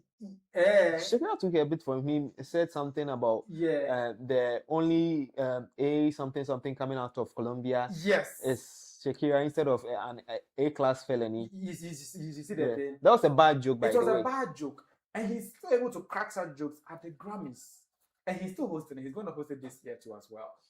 He's that big. And I don't think he commenting about xenophobic attacks would do anything to his career. So it's not about the comments. I said something about most of them are in support of the movement. So, but Trevor, I don't believe it. Because of their people. Trevor is too elite. He's too civilized. He's too well cultured to be something like that. So yeah, he should come out, prove it, say something about it. It's not just by running an ad for them. Right now he's not with the ad. the backlash is massive. Yeah, so the backlash is massive. He should come out and say something. And let's see. Our last story is about the video, and the video was in Ghana in the early part of his career, and apparently the video's not necessarily a sex tape, but a bedroom video of his was put in the public domain, and it almost led him to end it all. The video's bedroom video out. He said when the video started trending, he was still sleeping. His management had to come and knock on his hotel, open and tell him, calm down and watch yourself online in this video. The first negative experience with fame that you had, where you thought, okay, this is not a natural occurrence for humans to be famous? So, oh God. Yo, so this is like 2 months after like I've blown up. So I have like one song, I have like 2 records, but these are like the biggest records ever. So we go to a show in not in Ghana. Yeah, this like, so I'm like, damn, they booked me in Ghana? Bro, we landed at the airport. Yo, it's like Michael Jackson, Justin Bieber type. So I'm like, yo, we lit. You know what I'm saying? So every week is just something new. I'm excited. I'm like, yo, I'm blowing up. Every week we're going higher in the charts. And then we go to the club. But I'm excited. I'm like, yo, these girls actually love me. Like, you know what I'm saying? In my head, I'm like, I was just a regular person last month. Do you understand? And then obviously, like, you know what I'm saying? We go to the club. We go to the show. You know, it was my first, like, groupie take back to the, you know what I'm saying? We gotta get into the nitty gritty. Yeah, so that was like my first rodeo and that. And then I remember it was just a great night. And then I slept off. And then all I hear is a bang at my door. Boom, boom, boom, my manager. And then he was like, open the door. He was like, calm down. I'm like, what are you talking about? The girl posted me sleeping. Crazy. Caught you slipping. No, she posted me sleeping. Like, yeah, that's caught you sleeping. Yeah, it's like she went there, took a picture, like, because apparently, like, she was telling people, like, oh, I'm with Davido. They're like, man, you lying, blah, blah, blah. And then she took the picture. That was like my first. My daddy was calling me. My sisters were calling me. I said, if I saw balcony that day, I would have jumped. I was going crazy. I was like, what? But like I said, like, these are lessons that you have to go through to understand that. Okay. Do you have to go through them though? I mean, I was young and I liked women too much. God had to show me. Trust me, God had to show me at the time. So like. So yeah, as you saw there, he went to Ghana. All the fresh girls. You know, Ghana girls are very beautiful, more than Nigerian girls, obviously. And he fell into the arms of one of them and slept after doing the do. Only for her to record him in his sleep and post it online. And he was still sleeping when the picture or video was posted. And when his manager came to show him the thing, he almost jumped off a balcony. And Ghana, please, this would have been a very big dent on our record that we made the video jump over a balcony. This one there. But looking at the video of his caliber and all those stuff, what happened to him? What do you have to say about it? So it's funny, It's funny, but the lady also wanted to prove to the friends that actually she's with Davido. Yeah, so she didn't see anything wrong with it. And I think there's something that artists should take very serious, that they are public figures. You get it? So no matter how boozed you are, you should make sure that you don't end up in the wrong situation. There should be people around who should always be there to, you know, shield you or take you out of the limelight. Just like he was saying, he had blown for 2 months. So obviously he already knew that he was becoming a star then. So there should have been such measures put in place instead of. But he had a manager. He had a manager, but just the manager. The manager couldn't have followed him to the room. Oh, of course. Of course. So that means that after they do, he shouldn't sleep. Did they do? Did he say yeah, they did? oh, that's obvious. He censored that place. No, he was like, he was like, they think they just entered. No, he just slept. Oh, MJ, you're reducing your reputation on the show. You're reducing your reputation. Now your reputation is you see, when I'm black, you guys will complain I'm black. So he said, that's what he said, that they took some stuff and he slept off and all that. Yeah, he said they were groupies. They were groupies, yeah. Groupies and the side chicks were the blacks. So where were the other ladies? Maybe he chose one out of the groupies. The most beautiful.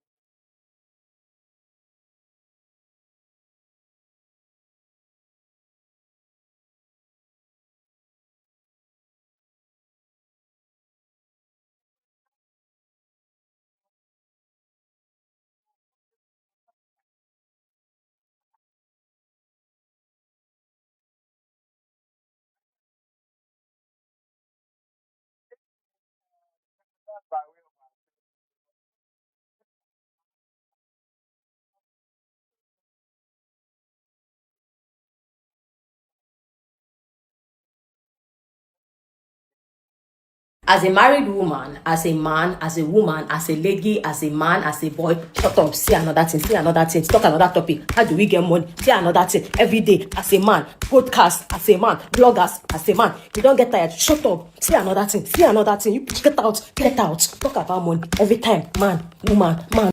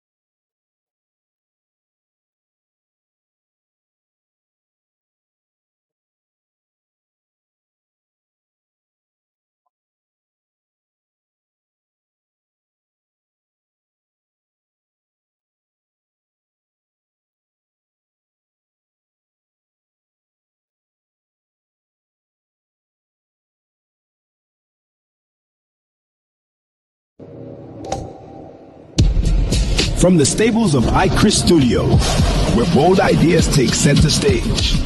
For all the big conversations and bigger perspectives, Talk Chaw Extra is the place to be. Talk Chaw Extra, Ghana's first live podcast with a premier vibe.